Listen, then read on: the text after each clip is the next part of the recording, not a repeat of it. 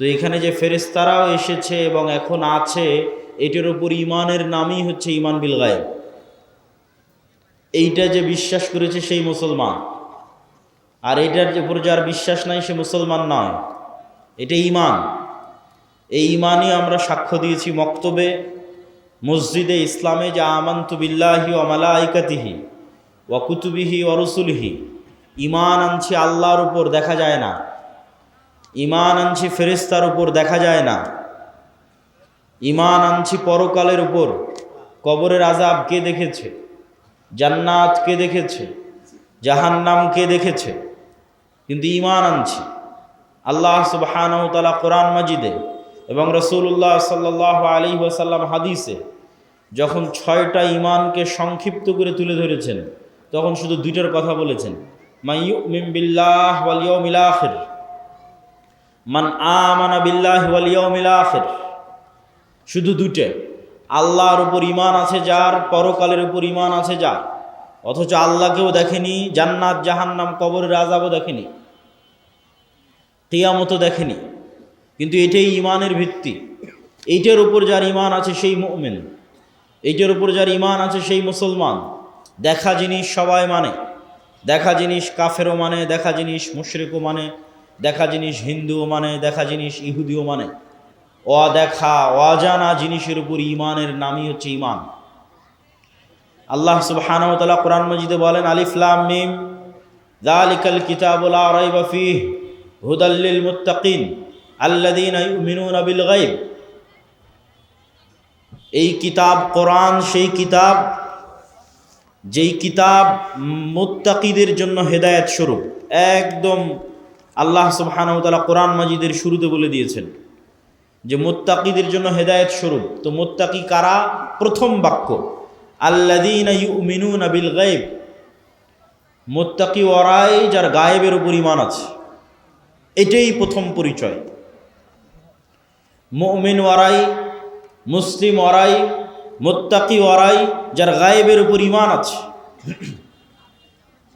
আর এই আয়াত শেষ হয়েছে যেই বাক্যাংশ দিয়ে, সেটা হচ্ছে ওয়াবিল আখিরাতি হুম ইউকিনুন। এই আয়াতের ধারাবাহিকতা। পরের আয়াতে গিয়ে আল্লাহ সুবহানাহু ওয়া তাআলা শেষ করেছেন ওয়াবিল আখিরাতি হুম ইউকিনুন। আর আখিরাতের উপর যাদের ইয়াকিন আছে। আখিরাত কেউ দেখেনি, এটাও গায়েব, কিন্তু আখিরাতের উপর ইয়াকিন আছে। ইয়াকিনের লেভেলের বিশ্বাস এক ভিন্ন বিশ্বাস। পৃথিবীতে যত নবী এবং রাসূল এসেছেন, তাদের প্রায় সব নবী রাসূল কোনো না কোনোভাবে মালাকুত আস-সামাওয়াতি ওয়াল আরজ, আসমান এবং জমিনের গায়েবের কিছু না কিছু পর্দা আল্লাহ তাদের জন্য উন্মোচন করে দিয়েছিলেন, যেন তাদের ইয়াকিন অর্জিত হয়, গায়েবের উপর ইয়াকিন অর্জিত হয়। মালাকুত আস-সামাওয়াতি ওয়াল আরজ।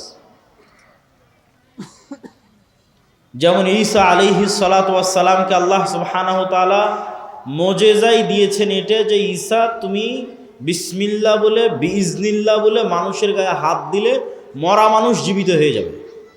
এটাই মুজিজা ঈসা আলাইহিস সালাম। অথচ মরা মানুষ জীবিত হওয়া গায়েব, অসম্ভব, এটা অদৃশ্য, এটা পরকালে ঘটবে, কিয়ামতে ঘটবে। কিন্তু গায়েবের এই জিনিসকে আল্লাহ মুজিজা বানিয়ে দিয়েছেন ঈসা আলাইহিস সালামের জন্য। তাহলে ঈসা আলাইহিস সালামের বিশ্বাস যে আল্লাহ মৃতকে জীবিত করতে পারেন বেশি, না আমার এবং আপনার বিশ্বাস বেশি? ঈসা আলাইহিস সালামেরটা বেশি। ওনার ইয়াকিন অর্জিত হয়েছে, উনি নিজে প্র্যাকটিক্যালি দেখেছেন কিভাবে মরা মানুষ জীবিত হয়। উনি যদি এক খাবল কাদামাটি হাতে নিয়ে বিসমিল্লাহ বিইজনিল্লাহ বলে ফু দিতেন, তাহলে সেই কাদামাটি থেকে পাখি হয়ে আকাশে উড়ে যেত। আল্লাহ নিজে কোরআনে বলছেন। তাহলে পৃথিবীর নবী রাসূলদেরকে আল্লাহ সুবহানাহু ওয়া তাআলা গায়েবের কিছু পর্দা উন্মোচন করে দিয়েছে। যেমন ইব্রাহিম আলাইহিস সালাতু ওয়াস সালাম বলছেন, কাইফা তুহয়িল মাউতা। হে আল্লাহ, আপনি কিভাবে মৃতকে জীবিত করবেন? আল্লাহ বলছেন, আওয়ালাম তুমিন, ইব্রাহিম তুমি কি ঈমান রাখো না যে আমি মৃতকে জীবিত করতে পারি? তিনি বললেন, ওয়ালাকিন লিয়াতমাইন্না কলবি। ঈমান তো আছে, কিন্তু যদি স্বচক্ষে দেখতাম ইয়াকিন অর্জন হতো। স্বচক্ষে দেখা হচ্ছে ইয়াকিন। ঈমান তো আছে কিন্তু স্বচক্ষে দেখতে চাই। তখন আল্লাহ সুবহানাহু ওয়া তাআলা বললেন, ঠিক আছে, তুমি 4টে পাখি নাও এবং সেই 4 পাখিকে জবাই করে তাদের গোস্ত একটা আরেকটার সাথে মিক্স করে 4টে পাহাড়ে রেখে আসো, পাখিগুলোর নাম ধরে ডাক দাও, পাখি জীবন্ত হয়ে তোমার কাছে উড়ে আসবে।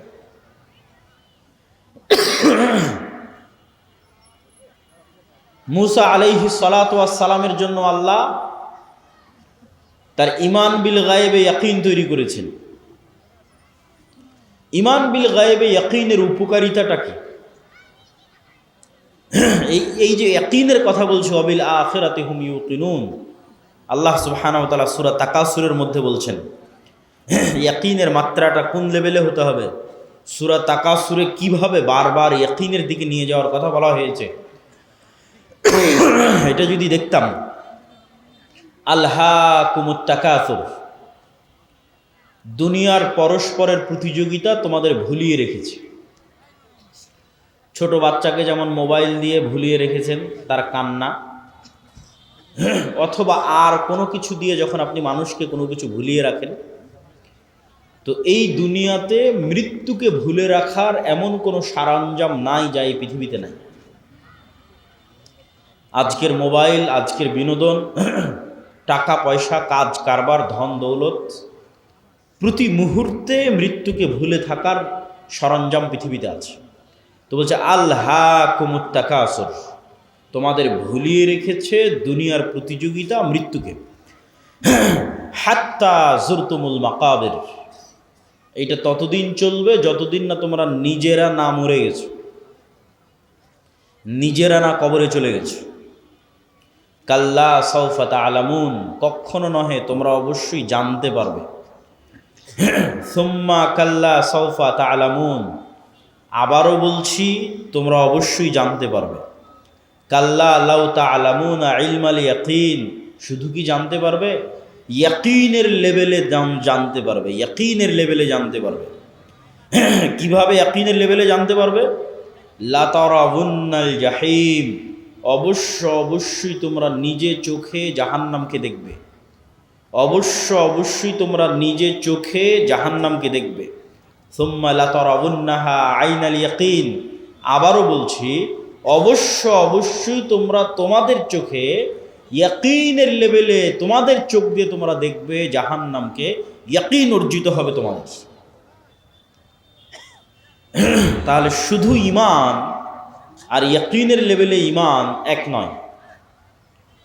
আমরা বিশ্বাস করি কবরের আযাব হবে, বিশ্বাস করি জান্নাত এবং জাহান্নাম আছে, আর মুহাম্মদ সাল্লাল্লাহু আলাইহি ওয়াসাল্লাম মেরাজের রাতে স্বচক্ষে জান্নাত দেখেছেন, স্বচক্ষে জাহান্নাম দেখেছেন, স্বচক্ষে কবরের আযাব দেখেছেন। তাহলে মুহাম্মদ সাল্লাল্লাহু আলাইহি ওয়াসাল্লামের ইয়াকিন অর্জিত হয়েছে, ওনার ঈমানের মাত্রা আমাদের চেয়ে বেশি। কেন? গায়েবের পর্দা ওনার জন্য উন্মোচন করে দেওয়া হয়েছে। উনি গায়েবের পর্দা চিরে 7 আসমান পর্যন্ত পৌঁছে গেছেন, ফলে ওনার ইয়াকিন অর্জিত হয়েছে। এই গায়েবের উপর ইয়াকিন কেন দরকার? এটাই মুসলমানদের মুক্তির একমাত্র রাস্তা, ঈমান বিল গায়েব, এবং মুসলমানদের অধপতনের একমাত্র কারণ ঈমান বিল গায়েব না থাকা। আজকের মুসলমানেরা আজকের আমেরিকা এবং আজকের ইসরায়েলের তুলনায় যত দুর্বল, আজকের গাজার মানুষ, আজকের রোহিঙ্গারা যত দুর্বল, আজ থেকে 3000, 4000, 5000 বছর পূর্বে মূসা আলাইহিস সালাতু ওয়াস সালাম আজকের মুসলমানদের চাইতে কয়েক হাজার গুণ বেশি দুর্বল ছিলেন। এটা যদি আমি আপনাকে উদাহরণ দিয়ে না বুঝাই, আপনি বুঝতে পারবেন না যে কেমনে মূসা আলাইহিস সালামের মতো নবী, যাকে আমরা এত বড় নবী মনে করি, সেই নবীকে বলা হচ্ছে তিনি আজকের মুসলমানদের চাইতে বেশি দুর্বল ছিলেন। জি, আপনার বগুড়ার শিবগঞ্জের আটমলের একজন কৃষককে, একজন রাখালকে যদি আজকে দায়িত্ব দেওয়া হয়, যাও তোমাকে দায়িত্ব দিলাম ডোনাল্ড ট্রাম্পের কাছে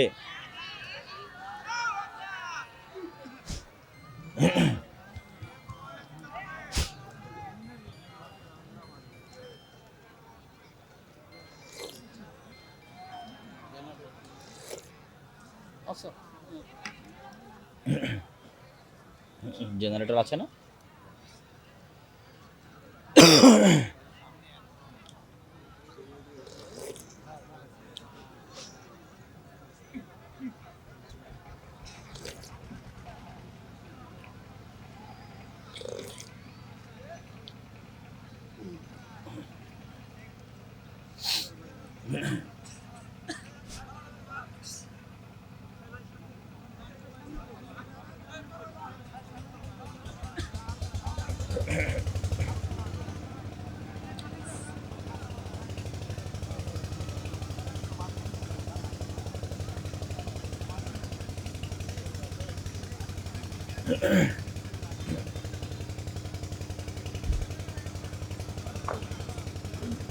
জি, আজকে বগুড়ার শিবগঞ্জের আটমূলের একজন রাখালকে দায়িত্ব দেওয়া হলো যে তুমি এখান থেকে ডোনাল্ড ট্রাম্পের কাছে গিয়ে দাওয়াতি কাজ করবা, রাশিয়ার ভ্লাদিমির পুতিনের কাছে গিয়ে দাওয়াতি কাজ করবা। তো এই আটমূলের এই কৃষক ডোনাল্ড ট্রাম্পের চেয়ে যত দুর্বল, আজ থেকে 4000 বছর আগে মুসা আলাইহিস সালাম ফেরাউনের তুলনায় তার চেয়ে বেশি দুর্বল ছিলেন। আপনার আটমূলের একজন সাধারণ রাখাল আজকের আমেরিকার প্রেসিডেন্ট ডোনাল্ড ট্রাম্পের তুলনায় যত দুর্বল, আজ থেকে 4000 বছর পূর্বে মুসা আলাইহিস সালাম ফেরাউনের তুলনায় তার চেয়ে বেশি দুর্বল ছিলেন। বাস্তবে আপনাকে বুঝিয়ে দিচ্ছি। আজকে শিবগঞ্জের আটমূলের এই কৃষকের নিজের জমি জায়গা আছে, তার বাপ মায়ের পরিচয় আছে, আত্মীয় স্বজনের পরিচয় আছে, যত গরিব হোক। আর আজ থেকে 4000 বছর আগে মুসা আলাইহিস সালাম এমন এক গোলাম কওমের মেম্বার, এমন এক গোলাম জাতির সদস্য, যে গোলাম জাতির ইউযাববিহুনা আবনাআকুম, যাদের প্রত্যেক ছেলে সন্তানকে জবাই করার আদেশ দেওয়া আছে। বাপ মা বেঁচে থাকতেও পরিচয় দিতে পারছে না যে এটা আমার সন্তান। বাপ মা বেঁচে থাকতেও বলতে পারছে না যে মুসা আমার সন্তান। তাহলে মুসার বাপ মা নাই। মুসার নিজস্ব কোনো পরিচয়, যে পরিচয় দিবে যে আমি বানু ইসরাইলের সদস্য, এটার সাহস, এটার বৈধতা ফেরাউনের যুগে মুসা আলাইহিস সালাতু ওয়াস সালামের ছিল না। 2, আজকের এই আটমূলের এই কৃষক ফাঁসির দণ্ডে দণ্ডিত আসামি নয়। আর মুসা আলাইহিস সালামকে যখন বলা হচ্ছে যাও ফেরাউনের কাছে, ইযহাব ইলা ফিরআউন ইন্নাহু তাগা, তখন মুসা আলাইহিস সালাতু ওয়াস সালাম ফেরাউনের দরবারে ফাঁসির দণ্ডে দণ্ডিত আসামি, পাওয়া মাত্র হত্যা করা হবে। আজকের আটমূল শিবগঞ্জের কৃষক ডোনাল্ড ট্রাম্পের নিমক খাওয়া নয়, যে ট্রাম্প তার বাড়ি গাড়ি টাকা পয়সা সব কিছু করে দিয়েছে এই জন্য তার কাছে নত থাকতে হবে, এটার কোনো প্রয়োজনীয়তা নাই। কিন্তু মুসা আলাইহিস সালাম বড়ই হয়েছে ফেরাউনের বাড়িতে, খেয়েছে ফেরাউনের, থেকেছে ফেরাউনের বাড়িতে। আজ এই রকম এক গোলাম জাতির এরকম এক অসহায় নিরীহ সদস্য, ফাঁসির দণ্ডপ্রাপ্ত আসামিকে বলা হচ্ছে যাও তুমি যার বাড়িতে থেকে খেয়ে বড় হয়েছো তাকেই গিয়ে দাওয়াতি কাজ করো। 4, আজকের যেই কৃষককে বলা হচ্ছে যাও তুমি ডোনাল্ড ট্রাম্পের কাছে দাওয়াতি কাজ করো, সে এখন মানুষের বাড়ির চাকর নয়। আর যখন মুসা আলাইহিস সালামকে বলা হচ্ছে যাও ফেরাউনকে দাওয়াত দিতে হবে, তখন মুসা আলাইহিস সালাম প্রায় 10 বছর থেকে মানুষের বাড়ির কাজের লোক, প্রায় 10 বছর মানুষের বাড়ির কাজের লোক। তাহলে প্রায় 10 বছর থেকে মানুষের বাড়ির কাজের লোক, ফাঁসির দণ্ডপ্রাপ্ত আসামি, এমন এক গোলাম জাতির সদস্য যেখানে পরিচয় দেওয়া, বাপ মায়ের পক্ষে পরিচয় দেওয়া সম্ভব নয়, এটা আমার সন্তান, এই পরিচয় দিতে পারবে না, অসম্ভব, পরিচয় দিলে দুনিয়া থেকে বিদায় নিয়ে যেতে হবে। এই রকম নিরীহ অসহায় অবস্থায় মুসা আলাইহিস সালামকে বলা হয়েছে ফেরাউনের কাছে যেতে। আর ফেরাউন আজকের যুগে যে যত শক্তিশালী, তার চেয়ে কয়েক শতগুণ বেশি শক্তিশালী। আমি যদি বুঝাতে না পারি সেটা আমার ব্যর্থতা, যে মুসা আলাইহিস সালাম আমার এবং আপনার চেয়ে বেশি দুর্বল ছিলেন। আজকের আমেরিকা এবং ইসরায়েলের তুলনায় যত দুর্বল, মুসা আলাইহিস সালাম তার চেয়ে শতগুণ, হাজার গুণ বেশি দুর্বল ছিলেন। এই জন্য মুসা আলাইহিস সালাম সাহস করেননি। মুসা আলাইহিস সালামের ঈমান বিল গায়েবে ইয়াকিন অর্জন হওয়ার পরও মুসা আলাইহিস সালাম ভয় পাচ্ছিলেন। তো তারপরও মুসা আলাইহিস সালাম যেতে পেরেছেন, দাওয়াত দিতে পেরেছেন, বিজয় অর্জন করেছেন, তার একটাই কারণ ঈমান বিল গায়েবে ইয়াকিন, যেটা দিয়ে আল্লাহ কোরআন শুরু করেছে, ওয়ায়ুমিনুনা বিল গায়েব, গায়েবের উপর ইয়াকিন, ওয়া বিল আখিরাতি হুম ইউকিনুন, আখিরাতের উপর ইয়াকিন। তো মুসা আলাইহিস সালামের ঈমান বিল গায়েবে ইয়াকিন তৈরি করার জন্য আল্লাহ মুসা আলাইহিস সালামকে বলছেন, মুসা তোমার হাতে কি? তো বলে লাঠি। আল্লাহ যদি বলতেন, মুসা যে জান্নাত থেকে একটা স্পেশাল লাঠি নিয়ে এসেছি, ম্যাজিক্যাল লাঠি, এই লাঠি তুমি ছাড়লে সাপ হয়ে যাবে, তাহলে মুসা আলাইহিস সালামের ঈমান বিল গায়েবে ইয়াকিন অর্জিত হতো না। ওই রকম জাদুকরেরা, ওইরকম কবিরাজেরা, সাপুড়েরা, তাদের কাছে স্পেশাল নিজের প্র্যাকটিস দেওয়া, প্রশিক্ষণ দেওয়া সাপ, পাথর, লাঠি সব থাকে, ওইটা দিয়ে সবই করা যায়। তো আসমান থেকে একটা স্পেশাল লাঠি দিলাম, জান্নাত থেকে একটা স্পেশাল লাঠি দিলাম, দিয়ে বললাম এটা এখন সাপ হয়ে যাবে, এটা ঈমান বিল গায়েবে ইয়াকিন অর্জিত হবে না। তো যেই লাঠি মুসা আলাইহিস সালাম 10 বছর থেকে ব্যবহার করছে, 15 বছর থেকে ব্যবহার করছে, যেটা কোনো স্পেশাল লাঠি না, এমনি একটা, এই বাঁশ যেমন কোনো স্পেশাল নয়, একটা গাছ থেকে কেটে নিয়ে আসা হয়েছে, এইরকম। তো মুসা কি? তো লাঠি। কি করো? গাছের পাতা পাড়ি, গর্ত সামনে আসলে লাফ দিয়ে পার হয়ে যায়। তো মুসা, যে লাঠি তুমি আজ 5-10 বছর 20 বছর থেকে ব্যবহার করছো, ওই লাঠিটা ছাড়ো, ওই লাঠিটা এখন সাপ হয়ে যাবে, ওই লাঠিটা সাপ হয়ে যাবে। আমার পক্ষ থেকে দেওয়া কোনো স্পেশাল লাঠি নয়, তোমার হাতে যেটা তুমি ব্যবহার করছো দীর্ঘদিন থেকে, ওটা সাপ হবে, যাতে তোমার ঈমান বিল গায়েবে ইয়াকিন অর্জিত হয় যে চোখে যা দেখা যায় তাই সব কিছু নয়, এর বাইরেও এমন একজন সত্তা আছে, ওহুয়া আলা কুল্লি শাইইন কাদির, যিনি সকল কিছুর উপর ক্ষমতাবান। তো মুসা আলাইহিস সালামের অন্তরে ঈমান বিল গায়েবে ইয়াকিন অর্জিত হলে তবে মুসা আলাইহিস সালাম কল্পনা করতে পারবে, বিশ্বাস করতে পারবে, ঈমান রাখতে পারবে যে ফেরাউন যত শক্তিশালী হোক, তার সাম্রাজ্য ধূলিকণার মতো, তার সাম্রাজ্য পিঁপড়ার চেয়েও দুর্বল, ধূলিকণা বালিকণার চেয়েও দুর্বল। এই বিশ্বাস ততক্ষণ অর্জিত হওয়া সম্ভব নয় যতক্ষণ না মুসার কালবে ঈমান বিল গায়েবে ইয়াকিন অর্জিত না হচ্ছে। তো ঈমান বিল গায়েবে ইয়াকিন অর্জিত হওয়ার পরেও মুসা আলাইহিস সালাম ভয় পাচ্ছেন, বলছে আল্লাহ একাই যেতে ভয় লাগছে, সাথে আমার ভাইকে দেন, আমার মুখের জড়তা আছে, এই জড়তা দূর করে দেন। রব্বি ইশরাহ লি সাদরি ওয়া ইয়াসসির লি আমরি ওয়াহলুল উকদাতাম মিন লিসানি ইয়াফকাহু কওলি। সম্মানিত উপস্থিতি, তাহলে ঈমান বিল গায়েব কেন জরুরি? অতীতের সকল নবীর ঈমান বিল গায়েবে ইয়াকিন ছিল। আজকের মুসলমানেরা কেন বিজয় অর্জন করতে পারছে না? তার কারণ একটাই, তাদের ঈমান বিল গায়েবে ইয়াকিন নাই। এই জন্য আমাদের বক্তব্যের বিষয়বস্তু ঈমান বিল গায়েব। ঈমানই নতুন করে নবায়ন করতে হবে, ঈমানই নতুন করে নিয়ে আসতে হবে। এবং ঈমান বিল গায়েবে আজকের পয়েন্ট, আল ঈমান বিল মালাইকা, ফেরেশতাদের উপর ঈমান, যেটা দিয়ে আমি আপনাদেরকে বক্তব্য শুরু করেছি, যে রাস্তাঘাটে যারা আছেন, বাজারে যারা আছেন, তারা এসে ফেরেশতাদের সাথে বসেন। কেননা এই মজলিসে কারা আছে বলেন তো? একটু জোরে বলেন, এই মজলিসে কারা আছে?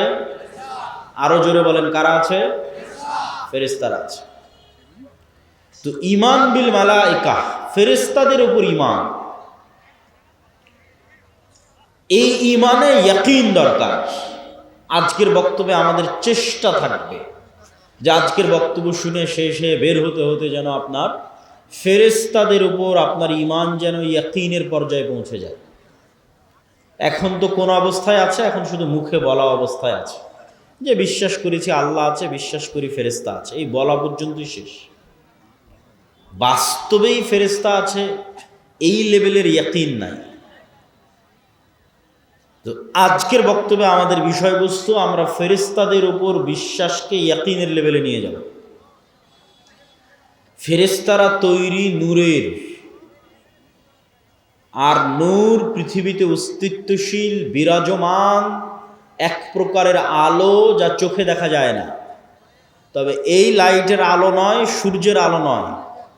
তবে এই লাইটের আলো যেমন বিরাজমান, জ্বলতেই যেমন পুরো এলাকা আলোকিত হয়ে গেছে, ধরা যাচ্ছে না কিন্তু অস্তিত্ব বোঝা যাচ্ছে।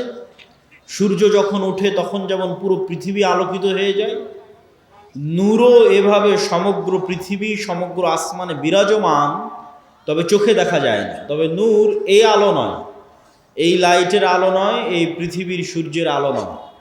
এটা এক ভিন্ন ধরনের আলো। কি আলো? নূর কি আলো? রাসূলুল্লাহ সাল্লাল্লাহু আলাইহি ওয়াসাল্লাম বলেন, হিজাবুহুন নূর, আল্লাহ সুবহানাহু তাআলার চেহারার পর্দা নূর। আল্লাহর চেহারা এবং আসমান জমিন, মানুষ, জিন, ফেরেশতা, এই যে আল্লাহর সৃষ্টিজীব, এই সৃষ্টিজীব আর আল্লাহর সত্তা, এই দুইটার মধ্যে আড় তৈরি করে রাখা আছে নূর দিয়ে। আল্লাহর চেহারা ঢাকা আছে নূর দিয়ে। লাউ কাশাফাহু, যদি এই নূরকে সরিয়ে নেওয়া হয়, যে নূর আসমান জমিন এবং সর্বত্র বিরাজমান, এই নূরকে যদি সরিয়ে নেওয়া হয়, লা আহরাকাত সুবহাত ওয়াজহিহি, তাহলে আল্লাহ সুবহানাহু তাআলার চেহারা প্রকাশ পেয়ে যাবে। আর আল্লাহ সুবহানাহু তাআলার চেহারা যদি প্রকাশ পেয়ে যায়, তাহলে আল্লাহর চেহারার তাজাল্লিতে আসমান জমিন জ্বলে পুড়ে ছারখার হয়ে যাবে। তো এই জন্য আল্লাহর চেহারা ঢাকা আছে নূর দিয়ে। রাসূলুল্লাহ সাল্লাল্লাহু আলাইহি ওয়াসাল্লাম আর এক হাদিসে বলেন, আব্দুল্লাহ বিন আব্বাস রাদিয়াল্লাহু তাআলা আনহু থেকে বর্ণিত, আল্লাহুম্মা আউযু বিনূরি ওয়াজহিকাল্লাযী আশরাকাত লাহুদ যুলুমাত, হে আল্লাহ, আপনার নূরের মাধ্যমে পরিত্রাণ চাচ্ছি, যেই নূর দিয়ে আসমান জমিনের সকল অন্ধকার আলোকিত হয়েছে। ওয়াসালুহা আলাইহি আমরুদ দুনিয়া ওয়াল আখিরাহ, যেই নূরের উপর আসমান জমিনের সকল কাজ নির্ভরশীল। যেই নূর দিয়ে আসমান জমিনের সকল অন্ধকার আলোকিত হয়েছে, যেই নূরের উপর আসমান জমিনের সকল কাজ নির্ভরশীল, সেই নূর দিয়ে আপনার কাছে পরিত্রাণ চাচ্ছি। আব্দুল্লাহ বিন মাসউদ রাদিয়াল্লাহু তাআলা আনহু বলেন, লাইসা ইনদা রাব্বিকুম লাইলুন ওয়া নাহার নূরুস সামাওয়াতি ওয়াল আরজি মিন নূরি ওয়াজহি, তোমাদের রাত দিন আছে, আল্লাহর কাছে কোনো রাত দিন নাই। তোমাদের সময় আছে, আল্লাহর কাছে কোনো সময় নাই। আল্লাহ সুবহানাহু ওয়া তাআলা সময়েরও ঊর্ধ্বে, রাত দিনেরও ঊর্ধ্বে। নূরুস সামাওয়াতি মিন নূরি ওয়াজহি, আসমান জমিনের আলো আল্লাহ সুবহানাহু তাআলার চেহারার নূরের প্রভাবে প্রভাবিত। আল্লাহ সুবহানাহু ওয়া তাআলা নিজেও কোরআন মাজিদে বলেছেন, আল্লাহু নূরুস সামাওয়াতি ওয়াল আরজ, আল্লাহ হচ্ছেন আসমান এবং জমিনের নূর।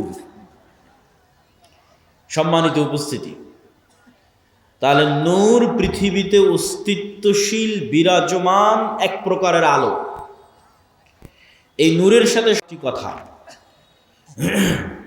ফেরেশতারা যেমন নূর থেকে তৈরি, এই কোরআন তেমন নূর, আর ইসলাম তেমন নূর। ওয়াহি নূর। তো ইসলাম ওয়াহি, আর ওয়াহির একটা প্রকার হচ্ছে কোরআন, ওয়াহি মাতলু। তাহলে কোরআন নূর। আল্লাহ সুবহানাহু ওয়া তাআলা কোরআন মাজিদে বলেন, মা কুনতা তাদরি মাল কিতাব ওয়ালাল ঈমান ওয়ালাকিন জাআলনাহু নূরান নাহদি বিহি মান নাশা। হে আল্লাহর নবী, আপনি জানতেন না ঈমান কাকে বলে, কিতাব কাকে বলে, তবে আমি আল্লাহ এটাকে নূর বানিয়ে দিয়েছি। এই নূর দিয়ে আমি যাকে ইচ্ছা তাকে পথ দেখাই। আর ইসলাম নূর, ইউরিদুনা লিইউতফিউ নূরাল্লাহ ওয়াল্লাহু মুতিম্মু নূরিহি ওয়ালাউ কারিহাল কাফিরুন।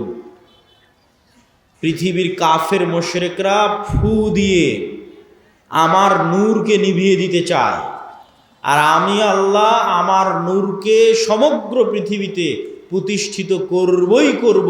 কাফের মুশরিকরা অপছন্দ করলেও সেই নূর হচ্ছে ইসলাম।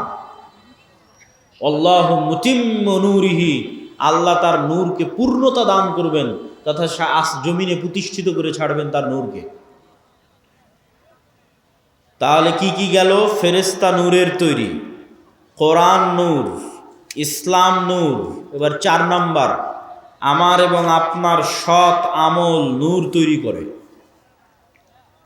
আমার এবং আপনার সৎ আমল নূর তৈরি করে।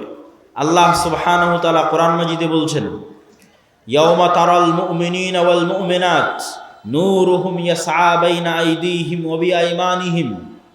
কঠিন কিয়ামতের মাঠে মুমিনেরা এবং মুমিনারা দুনিয়াতে যত নূর জমা করেছিল আমলের মাধ্যমে, প্রত্যেকটা সৎ আমল নূর। 2টা শর্ত পেলেই আমল সৎ। আল্লাহ কোরআনে বলেনি যে বেশি আমল করতে হবে, যে ওই জান্নাতে যাবে যে বেশি আমল করেছে। আল্লাহ বারবার বলেছে আমানু ওয়া আমিলুস সালিহাত। ঈমান বিল গায়েবে, গায়েবে ঈমান আছে, গায়েবের উপর ইয়াকিন আছে, আর আমিলুস সালিহাত সৎ আমল করেছে। সৎ আমল নূর তৈরি করে। তো সৎ আমল 2 শর্তে নূর তৈরি করে, তখন এটা সৎ আমল হয়। 1, যদি হৃদয়ে ইখলাস থাকে, তাহলে ইখলাস পাওয়া মাত্রই নূর তৈরি হওয়া শুরু হয়ে যায়। 2, আমল যদি গায়েবের সাথে মিলে যায়। প্রত্যেকটা আমলের ফরম্যাট গায়েবে নির্ধারিত, যেই ফরম্যাট ওহির মাধ্যমে আল্লাহ রাসূলের কাছে পাঠিয়েছে। গায়েবে নির্ধারিত ফরম্যাটের সাথে না মিললে আমল কবুল হবে না, আমলে নূর তৈরি হবে না। তো গায়েবে নির্ধারিত ফরম্যাটের সাথে মিলাতে চাইলে কাকে দেখতে হবে? মুহাম্মদ সাল্লাল্লাহু আলাইহি ওয়াসাল্লামকে। কেন গায়েবের ওই ওয়াহি, ওই জ্ঞান মুহাম্মদ সাল্লাল্লাহু আলাইহি ওয়াসাল্লামকে দেওয়া হয়েছে। তাহলে মুহাম্মদ সাল্লাল্লাহু আলাইহি ওয়াসাল্লামের আমলের সাথে যখন আমল হুবহু মিলে যাবে, মানে ওটা গায়েবের ফরম্যাটের সাথে হুবহু মিলে গেছে। আর অন্তরে যখন ইখলাস তৈরি হবে, তখন এই আল্লাহর নবীর সাথে কাজের সাথে মিলে যাওয়া তথা গায়েবের ফরম্যাটের সাথে মিলে যাওয়া আর অন্তরে ইখলাস তৈরি হওয়া, এই 2টা যখন তৈরি হয়ে যাবে তখন আমলে নূর তৈরি হয়ে গেল। এবার যখন আমলে নূর তৈরি হয়ে গেল, এই রকম যত আমল মানুষ দুনিয়াতে করবে, আমলে সালেহ, যে আমল নূর তৈরি করে, এরকম যত আমল মানুষ দুনিয়াতে করবে তত নূর সে ধারণ করবে নিজের কালবে। মানুষ তার কালবে নূর ধারণ করতে পারে, এটা আরেকটু পরে আরো বিস্তারিত বলতেছি। তো যখন মানুষ তার কালবে নূর ধারণ করবে আমলের মাধ্যমে, এই যে নূর গায়েব, এই গায়েবের পর্দাটা যেদিন উন্মোচন হয়ে যাবে, সেই দিন থেকে মানুষ এই নূর দেখা শুরু করবে। তো গায়েবের পর্দা কখন থেকে উন্মোচন হয়ে যাবে? যখন মানুষ মারা যাবে। মারা যাওয়া মাত্রই মানুষ নিজেই গায়েবের জগতে চলে গেছে। যে গায়েবের উপরে এতদিন ইয়াকিন রাখতো, বারজাকি জগৎ, ওই গায়েবী জগতে যখন চলে গেছে, তখন গায়েবের সব কিছু উন্মুক্ত হয়ে যাবে। তখন প্রথম সে দেখবে তার আমলের নূরকে। তার আমলের নূরে তার কবর আলোকিত হবে, তার আমলের নূরে কিয়ামতের অন্ধকার আলোকিত হবে, তার আমলের নূরে সে পুলসিরাত অতিক্রম করবে। তা আল্লাহ কোরআনে বলছে, ইয়াউমা তারাল মুমিনিনা ওয়াল মুমিনাত নূরুহুম ইয়াসআ বাইনা আইদিহিম ওয়া বিআইমানিহিম, যে কিয়ামতের মাঠে মুমিন মুমিনারা দেখবে দুনিয়াতে যত নূর জমা করেছিল, সে আমলের নূর তাদের ডানে এবং তাদের সামনে ছুটে চলতেছে, বিচ্ছুরিত হচ্ছে। বলেন আল্লাহু আকবার। আল্লাহ সুবহানাহু ওয়া তাআলা প্রায় 2-3 আয়াতে মানুষের আমলের নূরের কথা বলেছেন, যা কিয়ামতের মাঠে তারা দেখতে পাবে। যেমন রাসূল সাল্লাল্লাহু আলাইহি ওয়াসাল্লাম হাদিসে বলেছেন যে মানুষ যারা দুনিয়াতে ওযু করেছে, ওযু যদি সৎ আমল হয় তথা ইখলাস থাকে, আল্লাহর নবীর সাথে মিলে যায়, তাহলে এই ওযু নূর তৈরি করে। তো কিয়ামতের মাঠে ওযুর অঙ্গ প্রত্যঙ্গগুলোতে নূর জল করে জ্বলবে। তো দুনিয়াতে যত নূর জমা করেছে সৎ আমলের মাধ্যমে, সব নূরের প্রভাব দেখতে পাবে। তাহলে 4 নম্বর পয়েন্টে আমরা বললাম সৎ আমল নূর তৈরি করে। এবার 5 নম্বর পয়েন্ট, মানুষের অন্তরে, মানুষের কানে, মানুষের চোখে, মানুষের সামনে, মানুষের পিছনে, মানুষের উপরে, মানুষের নিচে নূর তৈরি হতে পারে। রাসূলুল্লাহ সাল্লাল্লাহু আলাইহি ওয়াসাল্লাম দোয়া করছেন, আল্লাহুম্মা জাআল ফি কলবি নূরা, হে আল্লাহ আমার কালবে নূর তৈরি করে দেন। ওয়াফি সামিই নূরা, আমার কানে নূর তৈরি করে দেন। ওয়াফি বাসরি নূরা, আমার চোখে নূর তৈরি করে দেন। এভাবে বলতে বলতে ডানে বামে সামনে পিছনে উপরে নিচে সকল অঙ্গ প্রত্যঙ্গে তিনি আল্লাহর কাছে নূর চেয়েছেন। তো নূরের অস্তিত্ব পৃথিবীতে এত বাস্তব যে আপনার যেমন চোখের পাওয়ার সরাসরি দেখা যায় না, কিন্তু যন্ত্র দিয়ে মাপলে ধরা পড়ে চোখের পাওয়ার কম কি বেশি। বাস্তবে অনুভব করতে পারেন চোখের পাওয়ার কমে গেছে কি বেশি হয়েছে। আপনার কানের শ্রবণ শক্তি কমেছে কি বেশি আছে, এটা যেমন অনুভব করতে পারেন। মেশিন লাগাতে হয় ভালো মতো শোনার জন্য। আপনার শরীরের রক্তের মাত্রা, প্রেশার লো না হাই, সেটা যেমন মেশিন দিয়ে মাপা যায় অথচ চোখে দেখা যায় না। আপনার রক্তের মধ্যে সুগার কতটুকু আছে সেটা যেমন মেশিন দিয়ে মাপা যায়, ধরতেই মেশিনে উঠে আসতেছে অথচ চোখে দেখা যায় না। আপনার শরীরের তাপমাত্রা যেমন থার্মোমিটার দিয়ে মাপা যায় অথচ চোখে দেখা যায় না, থার্মোমিটার ধরলে উঠে আসতেছে তাপমাত্রা এত। আপনার হার্ট বিটের পালস যেমন মেশিন ধরতে পারতেছে কত, অথচ চোখে দেখা যায় না। এই প্রত্যেকটা জিনিস যতটা সত্য, এই প্রত্যেকটা জিনিসে নূর তৈরি হয় এটা তার চেয়ে বেশি সত্য। যে আপনার চোখের পাওয়ার আছে এটা যত সত্য, আপনার চোখে নূর আছে অথবা নাই এটা তত সত্য। আপনার কালবে হার্টবিট চলছে এটা যত সত্য, আপনার কালবে নূর আছে অথবা নাই এটা তার চেয়ে বেশি সত্য। আজকে এখানে যতজন উপস্থিত হয়েছেন, এখন উপস্থিত আছেন, তাদের কালবে ন্যূনতম নূর আছে দেখে আপনি এখানে উপস্থিত হয়েছেন। ন্যূনতম নূর আছে দেখে উপস্থিত হয়েছে। আর কার কালবে নূর নাই, একটুকু নাই। একটা আলামত বলি, যার কালবে চুল পরিমাণও নূর নাই, যাদের ক্ষেত্রে আল্লাহ কোরআনে বলেছেন খাতামাল্লাহু আলা কুলুবিহিম, আল্লাহ তাদের অন্তরে মোহর মেরে দিয়েছেন, মৃত হৃদয়। তো এই মৃত হৃদয়ের একটা আলামত কি? যেমন কেউ যদি পরপর 3 জুমার সালাত পরিত্যাগ করে, তো রাসূল সাল্লাল্লাহু আলাইহি ওয়াসাল্লাম বলেছেন আল্লাহ ওর অন্তরে মোহর মেরে দেয়, তথা ওই অন্তরে নূর নাই, শেষ, মৃত হৃদয়। চলছে হার্টবিট কিন্তু পশুর মতো, চলছে রক্তনালী কিন্তু পশুর মতো, তথা আর জীবিত সে নাই, কেননা তার কাল্ব জীবিত নাই, তার কাল্ব মারা গেছে, নূর নাই। নূর না থাকলে কাল্ব মৃত্যুবরণ করে। সম্মানিত উপস্থিতি, তাহলে আমরা কয়েক পয়েন্টে আপনাদের সামনে তুলে ধরলাম যে নূর পৃথিবীতে অস্তিত্বশীল, বিরাজমান, মানুষের কালবে চোখে কানে তৈরি হতে পারে। কোরআন নূর, ইসলাম নূর, ফেরেশতারা নূরের তৈরি, এবং মানুষের সৎ আমল নূর তৈরি করে, এবং নূর তৈরি করতে করতে আমল আসমানের দিকে উঠতে থাকে। ইলাইহি ইয়ারফাউল কালিমুত তাইয়্যিব ইয়াসআদুল কালিমুত তাইয়্যিব, সৎ কথা, সৎ বাক্য আল্লাহর দিকে উঠে যেতে থাকে, উপরের দিকে উঠে যেতে থাকে। এবং ইবনুল কাইয়্যিম রাহিমাহুল্লাহ বলছেন মানুষের রূহ নূরুল লতিফ, মানুষের রূহ হচ্ছে এক প্রকারের সূক্ষ্ম নূর। এই জন্য রূহ দেখা যায় না, কেননা নূর অদৃশ্য, তো রূহ অদৃশ্য। কিন্তু মানুষের আত্মপরিচয় রূহের উপর নির্ভর করে। মানুষকে যদি পুনরায়ও মানুষের শরীরের সকল কিছু যদি কাজে লাগানো যায়, আর যদি রূহ না দেওয়া যায়, তাহলে আত্মপরিচয় ফিরে আসবে না। যেমন আইনস্টাইনের ব্রেন যদি কপি করা যায়, ইমাম বুখারীর ব্রেন যদি কপি করা যায়, বিজ্ঞান যদি এই লেভেলে পৌঁছে যায়, কিন্তু ইমাম বুখারী, আইনস্টাইন, নিউটন ওরা ফিরে আসবে না, ওদের আত্মপরিচয় ফিরে আসবে না। কেন? আত্মপরিচয় নির্ভর করে রূহের উপর। নূরুল লতিফ। ইয়াসআলুনাকা আনির রূহ কুলির রূহ মিন আমরি রাব্বি, মানুষজন জিজ্ঞেস করে, বলে রূহ কি? আপনি বলে দিন রূহ আল্লাহর আদেশ। আল্লাহ যখন চান প্রতি রাতে এই রূহকে উঠিয়ে নেন। যাদের আল্লাহ মৃত্যু দিতে চান তাদের রূহকে তার কাছে আটকে রেখে দেন, এরা সকালবেলা মৃত অবস্থায় উঠে। আর যাদের আল্লাহ সুবহানাহু ওয়া তাআলা বাঁচিয়ে রাখতে চান, এদের রূহকে আবার ফেরত দিয়ে দেন। এই জন্য সকালবেলা এরা জীবিত অবস্থায় উঠে। এই জন্য দোয়ার মধ্যে বলা হয়েছে আল্লাহুম্মা বিইসমিকা আমুতু, হে আল্লাহ তোমার নামে আমি মারা যাচ্ছি। কেননা তখন রূহের কাজ শেষ হয়ে যায়। রূহের কাজ দেখা, রুহের কাজ শোনা, রুহের কাজ চিন্তা করা, রুহের কাজ বোঝা। বাকি শরীরের হার্টবিট, রক্ত সঞ্চালন এগুলো তো চলছেই, কিন্তু দেখা শোনা চিন্তা গবেষণা যখন বন্ধ হয়ে যায় তখন রুহের কাজ শেষ। এই জন্য যখন মানুষ ঘুমিয়ে যায় তখন রুহের আর কোনো কাজ থাকে না, তখন রুহ উড়াল দেয়। আল্লাহ সুবহানাহু ওয়া তাআলা তার কাছে নিয়ে নেন রুহকে। কোরআনের আয়াতে আল্লাহ সুবহানাহু ওয়া তাআলা বলছেন।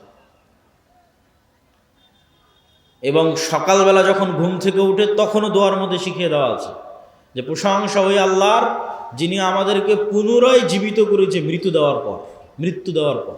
তাহলে মৃত্যু দিল কখন? ঘুমই মৃত্যু।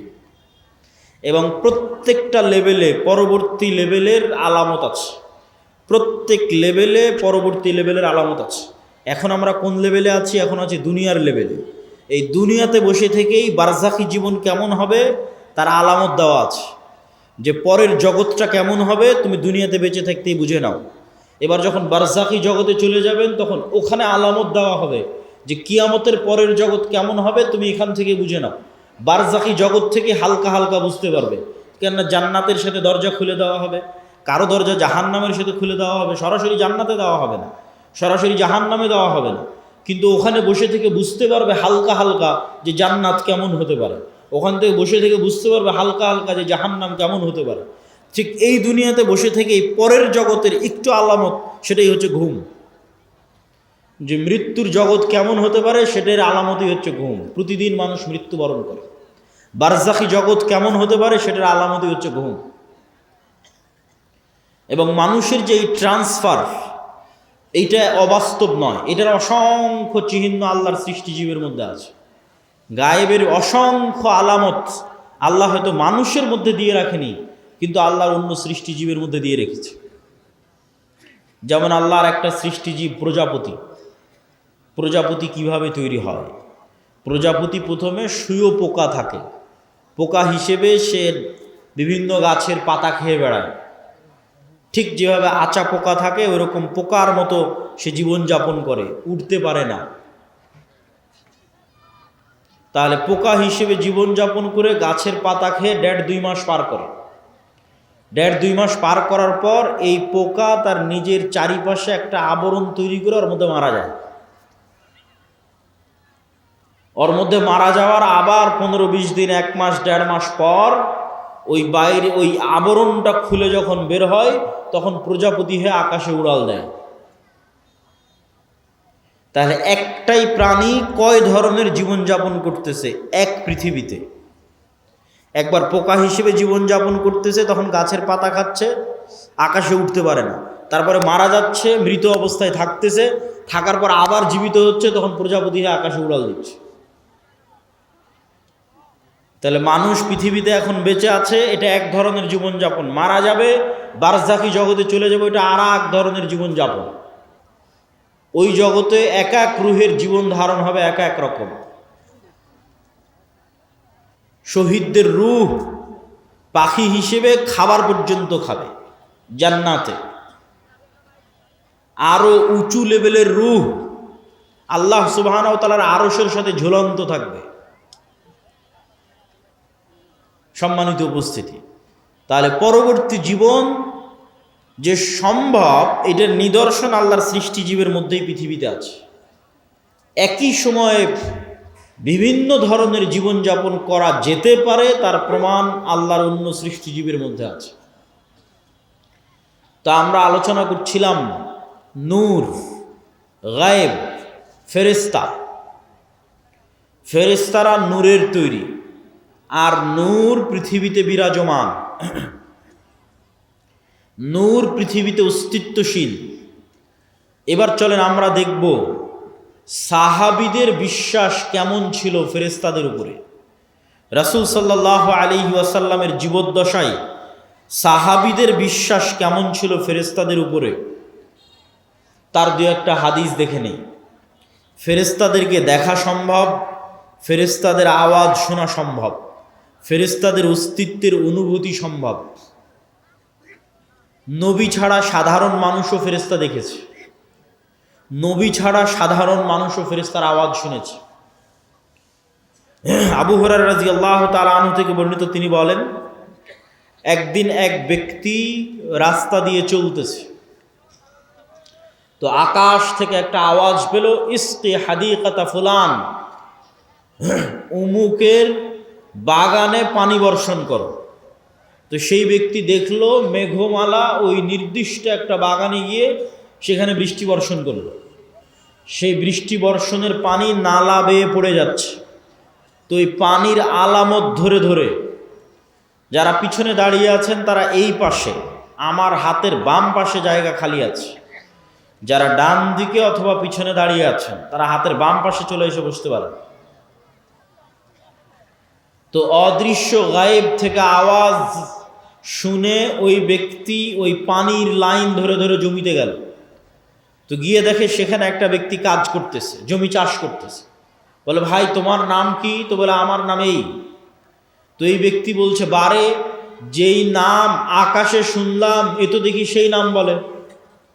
তখন এই ব্যক্তি বলছে, আমি আকাশে তোমার নাম শুনলাম যে অমুকের বাগানে পানি বর্ষণ করো। তো তুমি বলো তো তুমি এমন কি করো যে আকাশে তোমার নামে আদেশ হয় যেন তোমার বাগানে পানি বর্ষিত হয়? তো এই ব্যক্তি বলল যে আমার জমিন থেকে যা ফসল উঠে সেই ফসলের 3 ভাগ করি আমি।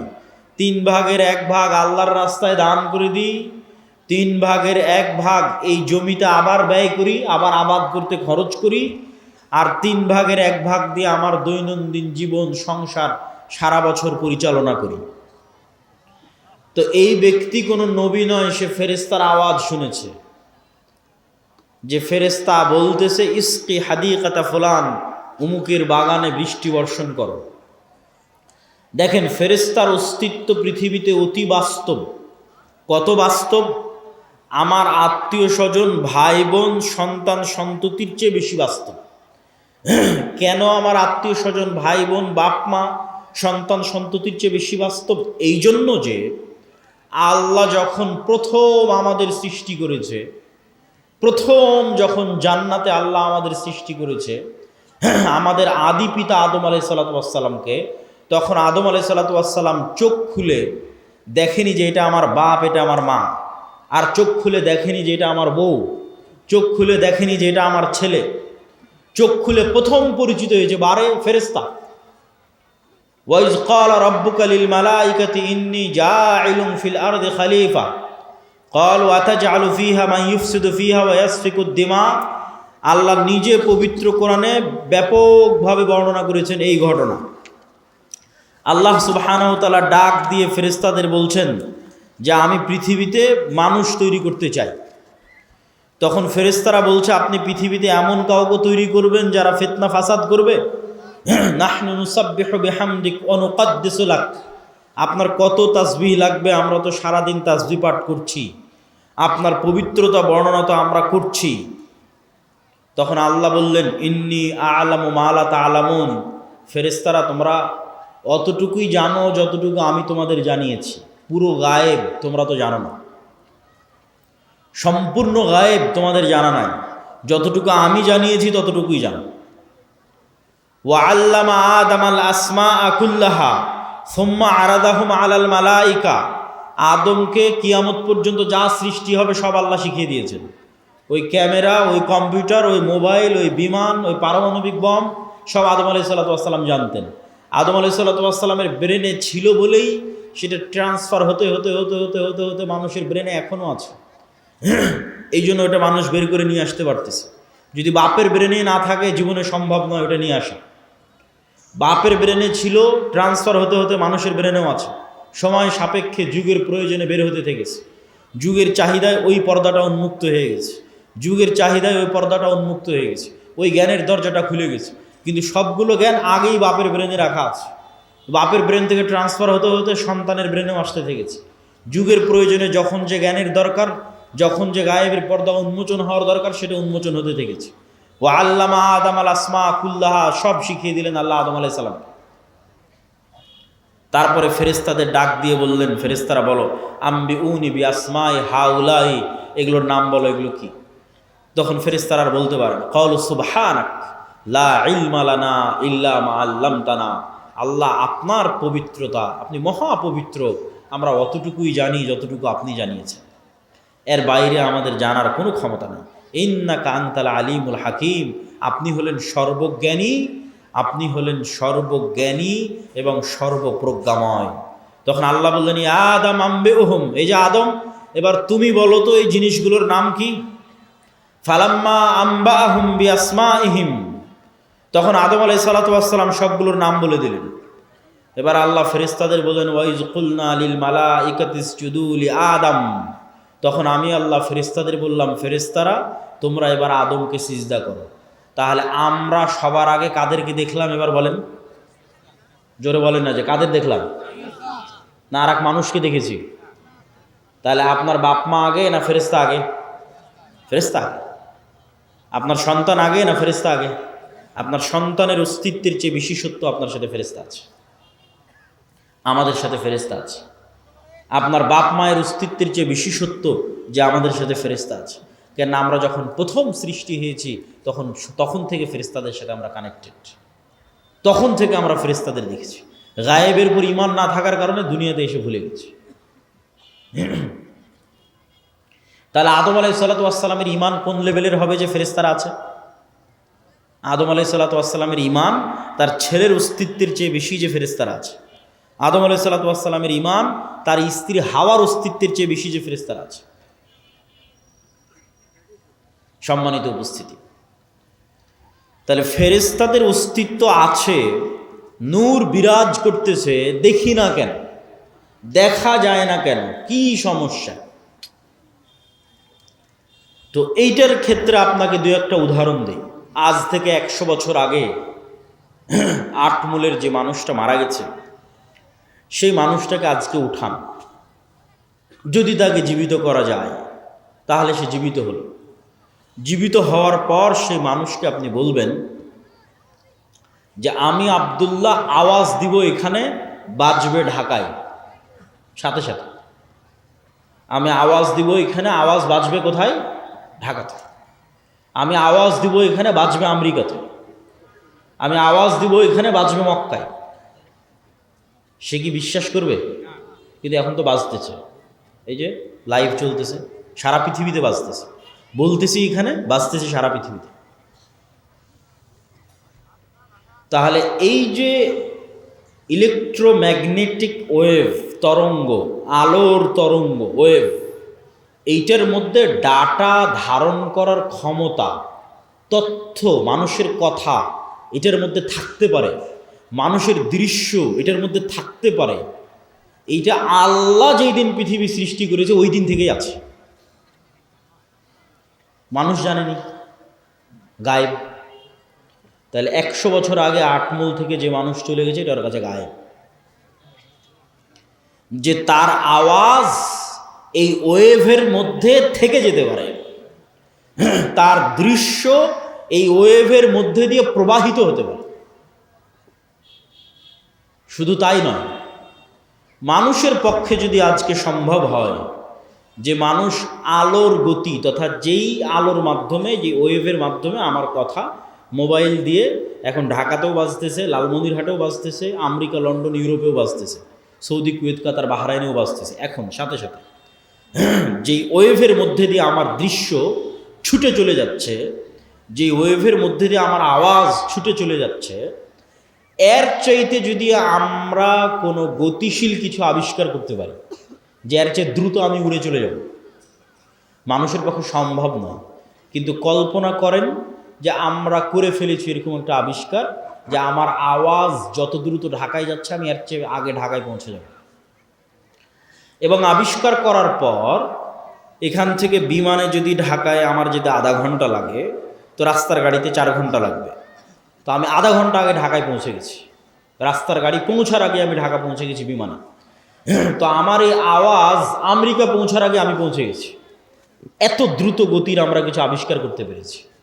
এই আবিষ্কার করতে পারার পর এবার যদি 15 আলোক বর্ষ অতীতে চলে যাই দ্রুত, যে 15 বছর আগে যে কথা বলেছিলাম ওই কথা এখন মহাবিশ্বে যেই জায়গায় আছে ওর আগে আমি গিয়ে পৌঁছে যাব, যেহেতু ওর চেয়ে দ্রুত আমি কিছু আবিষ্কার করতে পেরেছি। পৌঁছে গিয়ে এবার এই মোবাইলের মতো, এই ক্যামেরার মতো যদি ওখানে কিছু সেট করতে পারেন, তাহলে 15 বছর আগে আপনি কি বলেছিলেন ওই আপনার বলা কথা আপনি শুনতে পাবেন বাঁচতেছে।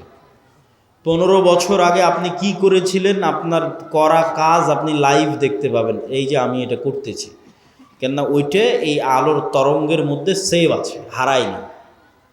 বিজ্ঞানীরা এখনও জানে না যে পৃথিবী যখন প্রথম সৃষ্টি হয়েছে তখন পৃথিবী থেকে যে আলো মহাবিশ্বের দিকে ছুটতে থেকেছে ওইটা এখনও মহাবিশ্বের শেষ মাথায় পৌঁছতে পেরেছে কিনা। তাহলে এভাবে যদি 1400 বছর আগে চলে যান তাহলে মোহাম্মদ সাল্লাল্লাহু আলাইহি ওয়াসাল্লামের হাদিস বুখারীতে পড়া লাগবে না, আপনি কানে শুনতে পাবেন, নিজে কানে শুনতে পাবেন, যেমন এখন লাইভ বাজতেছে। তো 1500 বছর অতীতে চলে গেলে আলোর গতির চেয়ে বেশি গতি নিয়ে মোহাম্মদ সাল্লাল্লাহু আলাইহি ওয়াসাল্লামের হাদিস নিজে কানে শোনা যাবে, বদরের যুদ্ধ লাইভ দেখা যাবে, বাস্তবে হচ্ছে এটা দেখা যাবে। এটা মানুষের দ্বারা সম্ভব নয়, এটা দিয়ে আল্লাহ মানুষের গুনাহকে গোপন রেখেছে, নাহলে একজন মানুষের গুনাহ গোপন থাকতো না। এই আলোর গতির চেয়ে মানুষের গতি কম থাকার কারণে মানুষের গুনাহ আজ গোপন আছে। সম্মানিত উপস্থিতি, তাহলে আমরা যা বলছি তার 1 সেকেন্ডও হারায় না, 1 সেকেন্ডও নয়, চাহে মোবাইলে রেকর্ড হোক আর না হোক, ওই তরঙ্গের মধ্যে থেকে যায়, যে কেউ চাইলে ধরে বের করে নিয়ে আসতে পারবে। আল্লাহ সুবহানাহু ওয়া তাআলা এটা দিয়েই ধরে বের করবেন এটা আমি বলিনি, কিন্তু এত সহজ মানুষের হিসাব নেওয়া, এত সহজ মানুষকে পাকড়াও করা, এইভাবেই পৃথিবী সেট আপ করা আছে। এখানে মানুষের একটা সেকেন্ড গোপন নয়, একটা সেকেন্ডও নয়, কেন আলো এই ডাটাগুলো ধারণ করে নিচ্ছে, যা করতেছে তাও সেভ আছে, যা বলতেছে তাও সেভ আছে। মানুষ চাইলে নিজেই দেখতে পারবে। মানুষকে আলোর চেয়ে দ্রুতগতির যন্ত্র আবিষ্কার করে অত বছর আগে চলে যেতে হবে, চলে গিয়ে নিজের আমলগুলো দেখতে হবে, তো আমি এগুলো করেছি, তো আমি এগুলো বলেছি, আমি নিজে শুনতে পাচ্ছি আমি কি বলেছি, আমি নিজে দেখতে পাচ্ছি আমি কি করেছি। কাফা বিনাফসিকাল ইয়াউমা আলাইকা হাসিবা, মানুষ আজকে তোমার বিচারের জন্য তুমি একাই যথেষ্ট, আলাদা কোনো বিচার বিভাগ কায়েম করে বিচার করতে হবে এইটা নয়, তুমি নিজেই যথেষ্ট। সম্মানিত উপস্থিতি, তাহলে কি বলছিলাম, গায়েব নূর। তাহলে এই আলো আমার ডাকে, এটা একসময় গায়েব ছিল, চোখে দেখা যায় না, তো এখনো দেখা যায় না, এখনো দেখা যাচ্ছে না, যন্ত্র ধরতে পেরেছে কিন্তু আমরা তো দেখতে পাচ্ছি না। তাহলে ওইটা যেমন সত্য যে আল্লাহ যেদিন পৃথিবী সৃষ্টি করেছেন ওই দিন থেকে মানুষের বলা কথায় আলোর মধ্যে থেকে গেছে, মানুষের বলা কাজ করা কাজ এই আলোর মধ্যে থেকে গেছে, এর চেয়ে বেশি সত্য যে এখানে নূর আছে, ফেরেশতা আছে, এটা এখন গায়েব। এবার বাস্তব জগতের আরও কিছু উদাহরণ দেই যেগুলো এখন যন্ত্রও ধরতে পারে না। যেমন আল্লাহর একটা সৃষ্টিজীব কুকুর, কুকুরের ঘ্রাণ শক্তি মানুষের চাইতে 10,000 গুণ বেশি। তো আমি এই যে মাইকটা সামনে আছে এটা আমি নাক দিয়ে টেনেও আর কোনো গন্ধ পাচ্ছি না, কারণ আমি যদি বলি যে এই মাইকের কোনো গন্ধ নাই, এটা মিথ্যা কথা হবে। এই মাইকটাই আপনি একটা প্রশিক্ষিত কুকুরের নাকে ধরেন, তারপর মোলাম গাড়ি বাজারে ফেলে রেখে আসেন কোনো এক জঙ্গলে, ওই কুকুর ওখান থেকে খুঁজে বের করে নিয়ে আসবে এই মাইককে। 50 গুণ 100 গুণ বেশি নয়, 1000 গুণ নয়, 10,000 গুণ বেশি। মানুষের যদি কোনো শরীরে ক্যান্সার হয় তাহলে কোন কোষটাতে ক্যান্সার হয়েছে ওই ক্যান্সারের কোষের যে গন্ধ এটা পর্যন্ত কুকুর ধরতে পারে। মানুষের শরীরে যদি ভাইরাস হয়, যে করোনা ভাইরাস হয়েছে, তাহলে করোনা ভাইরাসের মতো অদৃশ্য জিনিসের গন্ধ কুকুর ধরতে পারে, যে ভাইরাসকে দূরবীন দিয়ে দেখতে হয়, মাইক্রোস্কোপ লাগিয়ে দেখতে হয়, ওই ভাইরাসের গন্ধ পর্যন্ত কুকুর ধরতে পারে। আর মানুষ এখন পর্যন্ত এমন কোনো যন্ত্র আবিষ্কার করতে পারেনি যেটা কুকুরের লেভেলে ঘ্রাণ নিতে পারবে। এই জন্য মানুষ কুকুরকেই কাজে লাগায়, যে একটা যন্ত্র আমি আবিষ্কার করেছি যেটা কুকুরের মতো ঘ্রাণ নিতে পারবে, নাই, এরকম কোনো যন্ত্র আবিষ্কৃত হয়। তাহলে পৃথিবীতে এমনও ঘ্রাণ আছে যেই ঘ্রাণ মানুষ পায় না, যেই ঘ্রাণ মানুষের তৈরি কোনো যন্ত্রও পায় না। এখন এখানে যদি মিসকে আম্বরের মতো সুগন্ধি থাকে, ধরেন কথার কথা ফেরেশতারা এসেছে, ফেরেশতাদের গায়ে মিসকে আম্বরের মতো সুগন্ধি আছে, ওই সুগন্ধি আমি পাচ্ছি না, কথা কি আমার বুঝতে পারছেন? তো আমি যে ওই সুগন্ধি পাচ্ছি না তার মানে সুগন্ধি নাই, এটা কি ঠিক? এটা ঠিক না। ঠিক তেমনি এমনও আওয়াজ আছে, কবরের আযাব কই, শুনতে তো পাই না, পাশ দিয়ে পিঁপড়া যাচ্ছে শুনতে পান, শুনতে পাই না। এই রেকর্ডারও যদি ওই পিঁপড়ার কাছে লাগান তবুও ধরা যাবে না পিঁপড়ার আওয়াজ। তাহলে পিঁপড়ার হাঁটার আওয়াজ হয় না? মিথ্যা কথা। সাপের যাওয়ার আওয়াজ হয় না? মিথ্যা কথা। ওইটা যেই লেভেলের সূক্ষ্ম আওয়াজ, ওটা আবার আল্লাহর আর এক সৃষ্টিজীব ধরতে পারে। যেমন হাতির মতো অন্য আরও কিছু প্রাণী আছে, আর আওয়াজ ধারণে খুবই সূক্ষ্ম, কয়েক লক্ষ কোটি কিলোমিটার দূরের আওয়াজ, সূক্ষ্ম থেকে সূক্ষ্ম আওয়াজ ধারণ করতে পারে। তাহলে কবরের আযাব হচ্ছে, কে শুনতে পায়? আল্লাহর সৃষ্টিজীব শুনতে পায়, মানুষ শুনতে পায় না। তাহলে এটা এখনো পৃথিবীতে এরকম অসংখ্য সৃষ্টিজীব আছে যাদের একজনের কাজ আর একজনের সাথে মিলবে না। আপনি একটা ঘরের মধ্যে একটা বাবুই পাখিকে ছেড়ে দেন, ও জানালাই খুঁজে পাবে না কোথায় জানালা। একবার দেওয়ালের সাথে বাড়ি খাবে, একবার ছাদের সাথে বাড়ি খাবে, অথচ আপনি দেখতে পাচ্ছেন এটা জানালা, ও জানালা খুঁজে পায় না। ওর দৃষ্টিশক্তি ওইভাবেই আল্লাহ সীমাবদ্ধ করে রেখেছে। তো ও যেমন জানালা খুঁজে পাচ্ছে না, ঠিক তেমন আপনি ফেরেশতা খুঁজে পাচ্ছেন না। ওই পর্যন্তই আপনার জ্ঞানের সীমা, দেখার সীমা, অনুভূতির সীমা। সাপ মানুষকে দেখতে পাই যে আমি আব্দুল্লাহ 5 ফিট 5 ইঞ্চি, 5 ফিট 6 ইঞ্চি মোটা, এরকম দাড়ি, সাদা কালো, যেভাবে আপনি আমাকে দেখছেন এভাবে সাপ দেখেন। এভাবে দেখার ক্ষমতা আল্লাহ সাপকে দেয়নি। সাপ বুঝতে পারে তাপ, তাপ দিয়ে বুঝতে পারে যে মানুষ। কুকুরও ওইভাবে দেখতে পারে না। কুকুর মাত্র দুইটা জিনিস, দুইটা রং দেখতে পায়। তাহলে কুকুর কেমনে দেখবে যে আমি সাদা কালো, উঁচু লম্বা মোটা? দেখতে পায় না। কুকুর গন্ধ, গন্ধ দিয়ে চেনে যেটা আমার মনিব, গন্ধ দিয়ে চেনে যে মানুষ এটা। তাহলে এক একজনের দৃষ্টি সীমা, চিন্তা সীমা, দেখার সীমা আল্লাহ এক একভাবে ভাগ এবং বন্টন করে রেখেছে। এক একজনকে এক এক জগতে সীমাবদ্ধ করে রেখে দিয়েছে।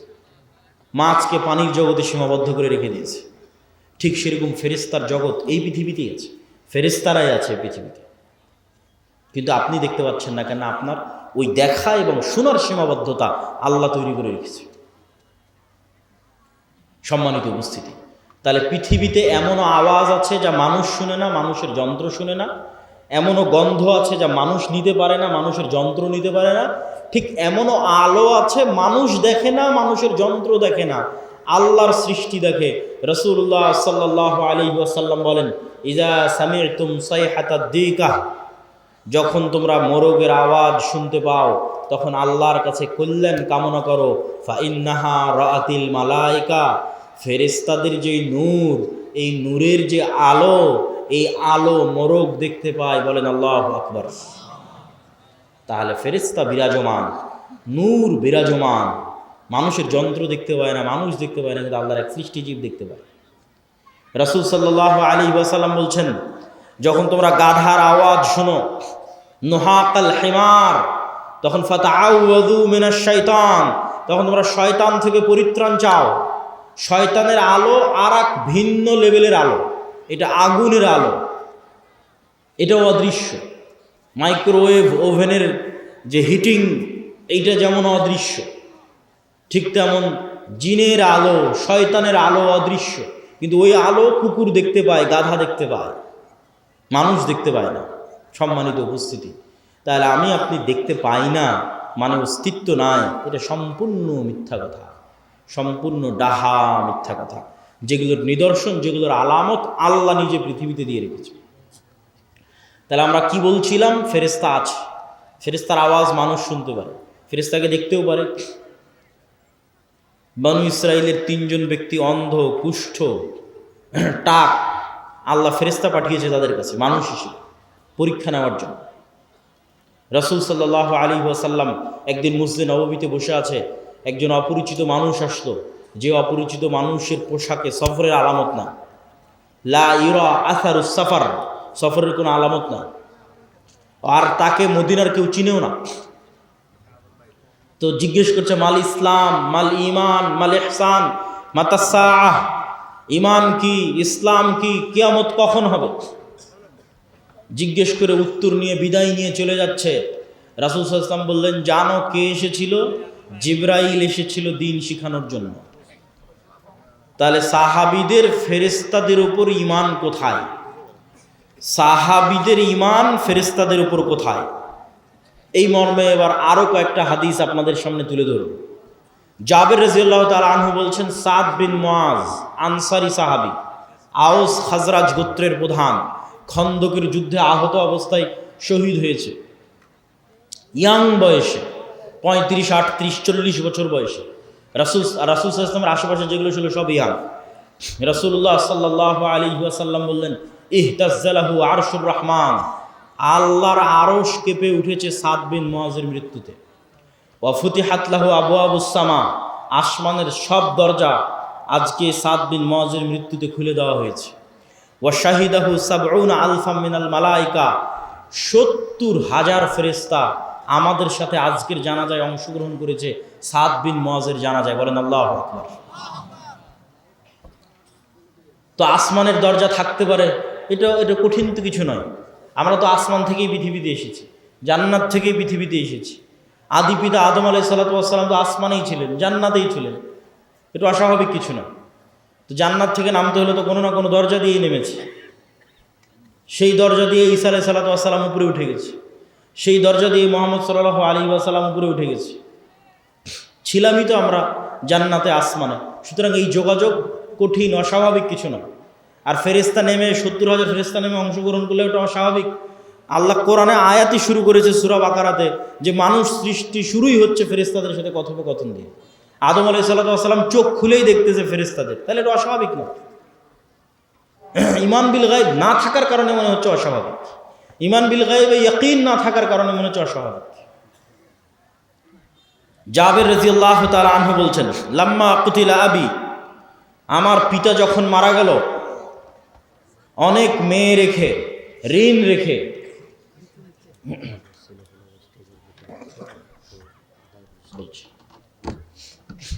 ঋণ রেখে, তখন জাবের রাদিয়াল্লাহু তাআলা কাঁদতেছে। আল্লাহর নবী বলতেছে, তুমি কেন কাঁদছো? মা জালাতিল মালাইকাতু তুজিল্লু বিআজনিহাতিহা, আরে তুমি কাঁদছো কেন? তোমার বাপের লাশকে ফেরেশতারা এখনো ছায়া দিয়ে রেখেছে, এখনো ফেরেশতারা তোমার বাপের লাশকে ছায়া দিয়ে রেখেছে, তুমি কেন কাঁদছো? আয়েশা রাদিয়াল্লাহু তাআলা আনহা বলছেন, সাদ বিন মুআজের জানাজা উঠানো যায় না, এত ভারী। যুবক মানুষ, ওই যুগে তার এত বিরিয়ানি, এত পোলাও, এত বার্গার, পিৎজা ছিল না যে খেয়ে মোটা হয়ে যাবে, ওজন ভারী হবে। হালকা পাতলা, মুজাহিদ মানেই হালকা পাতলা, অথচ লাশ উঠানো যায় না, এত ভারী। তো মানুষজন কথোপকথন শুরু করলো, কেন উঠানো যায় না? আল্লাহর নবী বললেন, সাদ বিন মুআজের জানাজার সাথে, সাদ বিন মুআজের এই লাশের সাথে এত বেশি পরিমাণে ফেরেশতা লেগে আছে যে এই লাশ ভারী হয়ে গেছে, উঠানো যাচ্ছে না, এত বেশি পরিমাণে ফেরেশতা লেগে আছে। খন্দকের যুদ্ধের ঘটনা, রাসূল সাল্লাল্লাহু আলাইহি ওয়াসাল্লাম খন্দকের যুদ্ধ থেকে ফিরে অস্ত্র রেখে দিয়েছেন, গোসল করতে চলে গেছেন। জিবরাইল উপস্থিত হয়ে রাসূল সাল্লাল্লাহু আলাইহি ওয়াসাল্লামকে বলতেছে, আপনি অস্ত্র রেখেছেন? মা ওয়াজাআনা সিলাহ, ফেরেশতারা এখনো অস্ত্র রাখেনি। ফেরেশতারা কেন অস্ত্র রাখেনি? বানু কুরাইজা, বানু কায়নুকা, বানু নজির, 3টে ইহুদি গোত্র গাদ্দারি করেছে, এদের শাস্তি দিতে হবে। আল্লাহর নবী সাহাবীদের বললেন, ফেরেশতারা অস্ত্র রাখেনি। জিবরাইল এসে বলতেছে, চলো, যুদ্ধ এখনো শেষ হয়নি, যুদ্ধ করতে হবে। সব সাহাবী মিলে অস্ত্র উঠিয়ে আবার যুদ্ধের জন্য এগিয়ে গেলেন। এই পর্যন্ত আয়েশা রাদিয়াল্লাহু তাআলা আনহার বর্ণনা। এবার আনাস রাদিয়াল্লাহু তাআলা বলছেন, কাআন্নী আনজুরু ইলাল গুবারি সাতিআন ফি যুকাক বানি গানাম, বলছেন সাহাবীরা সহ আল্লাহর নবী সহ যখন আমরা বের হচ্ছি ইহুদি গোত্রগুলোর দিকে এগিয়ে যাওয়ার জন্য, তখন আমাদের সামনে দেখছি ধুলায় অন্ধকার। ঠিক যেমন 500-1000 মোটরসাইকেলের শোডাউন দিলে গ্রামের রাস্তায় ধুলা উঠতে থাকে, পিছনের গাড়িতে করে যদি আপনি থাকেন দেখবেন যে ধুলায় অন্ধকার হয়ে গেছে রাস্তা। তাহলে আমরা যাচ্ছি তো সামনে ধুলায় অন্ধকার, কিসের ধুলা? আনাস রাদিয়াল্লাহু তাআলা বলছেন, আমাদের আগে আগে জিবরাইলের ঘোড়সওয়ার বাহিনী যাচ্ছে। আল্লাহু আকবার। জিবরাইলের ঘোড়সওয়ার বাহিনীর পায়ের আঘাতে ধুলা তৈরি হয়েছে। সাদ বিন আবি ওয়াক্কাস রাদিয়াল্লাহু তাআলা আনহু থেকে বর্ণিত, তিনি বলেন, রাআইতু ইয়াওমা উহুদিন আন ইয়ামিনি ওয়া আন ইয়াসারি, উহুদের যুদ্ধের দিন আমার ডানে এবং আমার বামে 2 জন ব্যক্তি, রজুলাইন আলাইহিমা সিয়াবুন বীজুন, 2 জন ব্যক্তি সাদা পোশাকধারী, মা রাআইতুহুমা ক্বাবলু আলা বাদ, যাদেরকে আমি অতীতে কোনোদিন দেখিনি, পরে কোনোদিন দেখিনি। এই দুইজন সাদা পোশাকধারী ব্যক্তি আসাদ্দাল কেতাল, বীর বিক্রমে যুদ্ধ করতেছে, সীমাহীন ভয়ঙ্কর যুদ্ধ করতেছে। রাসূল সাল্লাল্লাহু আলাইহি ওয়াসাল্লামকে এসে যখন শোনালাম, আল্লাহর নবী বললেন এরা দুইজন হচ্ছে জিবরাইল আর মিকাইল। আল্লাহু আকবার। জিবরাইল মিকাইল যুদ্ধে অংশগ্রহণ করেছে রাসূল সাল্লাল্লাহু আলাইহি ওয়াসাল্লামের পক্ষে। বর্ণনা দিচ্ছেন সাদ বিন আবি ওয়াক্কাস। একজন সাহাবী এক যুদ্ধে এক মুশরিকের পিছনে ধাওয়া করতেছে, তো আকাশ থেকে আওয়াজ আসতেছে, আকদিম ইয়া হাইজুম, হে হাইজুম তুমি এগিয়ে চলো। আওয়াজ আসা মাত্রই এই সাহাবী ওই মুশরিকের উপর আক্রমণ করার আগেই মুশরিক উল্টে পড়ে আছে এবং ক্ষত স্থান থেকে রক্ত বের হচ্ছে, আহত স্থান থেকে রক্ত বের হচ্ছে। সাহাবী রাসূল সাল্লাল্লাহু আলাইহি ওয়াসাল্লামকে এসে ঘটনা শোনালে আল্লাহর নবী বললেন যালিকা মিন মাদাদিস সামাইস সালিসা, এটা ছিল তৃতীয় আসমান থেকে আসা ফেরেশতার আক্রমণ। উহুদের যুদ্ধের দিন হানজালা রাদিয়াল্লাহু তাআলা আনহু শহীদ হয়েছে। তার স্ত্রীর মারফতে জানা যাচ্ছে যে তিনি ফরজ গোসল অবস্থায় বাসর ঘর থেকে বের হয়ে গেছেন জিহাদের ডাক শুনে। সাহাবীরা আল্লাহর নবীকে বললেন হানজালাকে গোসল দিতে হবে। রাসূল সাল্লাল্লাহু আলাইহি ওয়াসাল্লাম বলেন ইন্না সাহিবাকুম তুগাসসিলুহুল মালায়েকা, তোমরা আর হানজালাকে কি গোসল দিবা? ফেরেশতারা ইতিমধ্যে গোসল দিয়ে ফেলেছে। তাহলে এবার আপনি শুধু চিন্তা করবেন সাহাবীদের ঈমান ফেরেশতার অস্তিত্বের উপর, আর আমার আর আপনার ঈমান ফেরেশতার অস্তিত্বের উপর। ঈমান বিল গায়বে ইয়াকিন, যেটা আমাদের বক্তব্যের মূল বিষয়বস্তু, যার এক পয়েন্টে আমরা আছি ঈমান বিল মালায়েকা, ফেরেশতার উপর ইয়াকিন, ফেরেশতার অস্তিত্বের উপর ইয়াকিন। তো এগুলো কি শুধু হাদিসে এসেছে? না। আচ্ছা, এগুলো কি শুধু হাদিসে এসেছে? না, স্বয়ং আল্লাহ সুবহানাহু ওয়া তাআলা কোরআন মাজিদে বলতেছে। আল্লাহ সুবহানাহু ওয়া তাআলা কোরআন মাজিদে মুসলমানদের বিভিন্ন যুদ্ধে ফেরেশতা অবতীর্ণ করার কথা ৫-৬ আয়াতে বলেছে। ইস্তাস্তাগীসুনা রাব্বাকুম ফাস্তাজাবা লাকুম আন্নী মুমিদ্দুকুম বিআলফিম মিনাল মালাইকাতি মুরদিফিন, তোমরা আল্লাহর কাছে বিপদে পড়ে সাহায্য চেয়েছিলে, আমি আল্লাহ আসমান থেকে তোমাদের পক্ষে ১,০০০ ফেরেশতা অবতীর্ণ করেছি।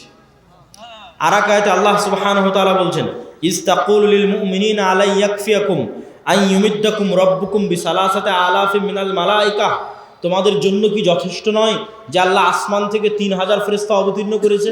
যদি প্রয়োজন হয় আল্লাহ ৫,০০০ ফেরেশতা আসমান থেকে অবতীর্ণ করবেন। সম্মানিত উপস্থিতি, তাহলে ফেরেশতারা আল্লাহর নবীর পক্ষ হয়ে যুদ্ধে অংশগ্রহণ করেছে, আর সেই ফেরেশতাদের সাহাবীরা দেখেছে, সেই ফেরেশতাদের অস্তিত্বের প্রভাব সাহাবীরা দেখেছে। আবু সাঈদ খুদরি রাদিয়াল্লাহু তাআলা আনহু থেকে বর্ণিত, তিনি বলেন উসাইদ বিন হুযায়র নামে এক সাহাবী তার কৃষি কাজের জায়গায় রাতের বেলা কোরআন তেলাওয়াত শুরু করেছে, কোরআন নূর, কোরআন তেলাওয়াত শুরু করেছে। তো তার ঘোড়া লাফালাফি করতেছে কোরআন তেলাওয়াত শুনে, উনি কোরআন তেলাওয়াত থামিয়ে দিয়েছেন, আবার শুরু করলেন, আবার ঘোড়া লাফালাফি করলো। ৩ বার এরকম হওয়ার পর আর কোরআন তেলাওয়াতই করলেন না। আল্লাহর নবীকে এসে ঘটনা শোনালে আল্লাহর নবী বললেন তিলকাল মালাইকাতু দানাত লিসাউতিক, উসাইদ তোমার কোরআন তেলাওয়াতের আওয়াজে আল্লাহর ফেরেশতারা সব ওখানে নিকটবর্তী হয়ে গেছিল, যেই ফেরেশতাদের দেখে ঘোড়া লাফালাফি করতেছে। তুমি যদি সকাল পর্যন্ত তেলাওয়াত অব্যাহত রাখতে, মানুষেরও ফেরেশতাকে দেখে নিত। মানুষের ফেরেশতাকে দেখা অস্বাভাবিক কিছু নয়, যেটা আমরা শুরুতেই 2টা দলিল দিয়ে নিয়েছি যে মানুষ ফেরেশতাকে দেখতে পারে।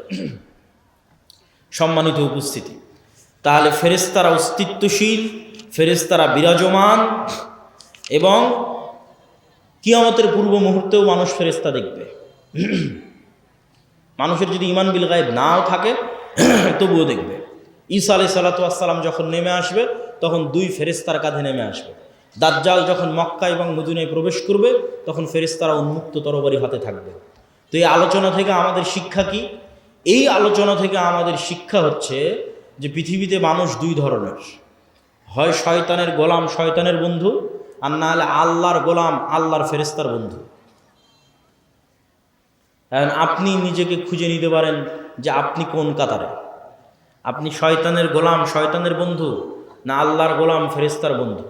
দেখেন রাসূল সাল্লাল্লাহু আলাইহি পরীক্ষা যে আপনি শয়তানের সাথে না ফেরেশতার সাথে।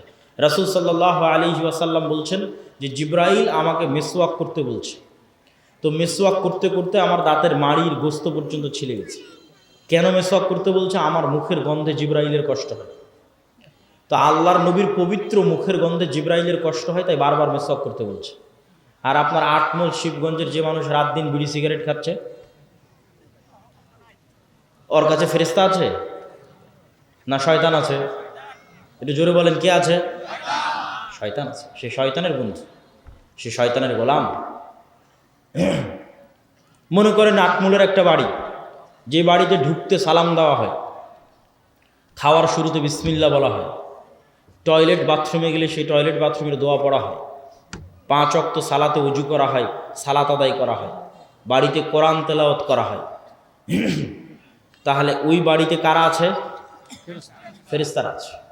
নূরে পরিপূর্ণ বাড়ি। ঠিক যেমন আজ থেকে 100 বছর আগের মানুষ জানতো না যে আমার কথা এইভাবে আমেরিকায় গিয়ে বাজতে পারে, ওই রকম নূর আপনি জানেন না, কিন্তু আপনার বাড়ি নূরে পরিপূর্ণ। ঠিক এই আলো যেমন দেখা যাচ্ছে, এরকম অদৃশ্য একটা আলো, যে আলোতে ওই বাড়ি পরিপূর্ণ হয়ে আছে, সেটা হচ্ছে নূর। আর একটা বাড়ি যেখানে কেউ সালাম দিয়ে ঢোকে না, যেখানে কেউ আল্লাহর নাম নিয়ে খায় না, যেখানে কেউ পেশাব থেকে সচেতন সতর্ক থাকে না, পবিত্র হয় না, ফেরেশতারা প্রচণ্ড পবিত্র, মুতাহহারুন, এদের অপবিত্র হওয়ার কোনো সুযোগ নাই। এই জন্য এরা পবিত্র মানুষকে ভালোবাসে।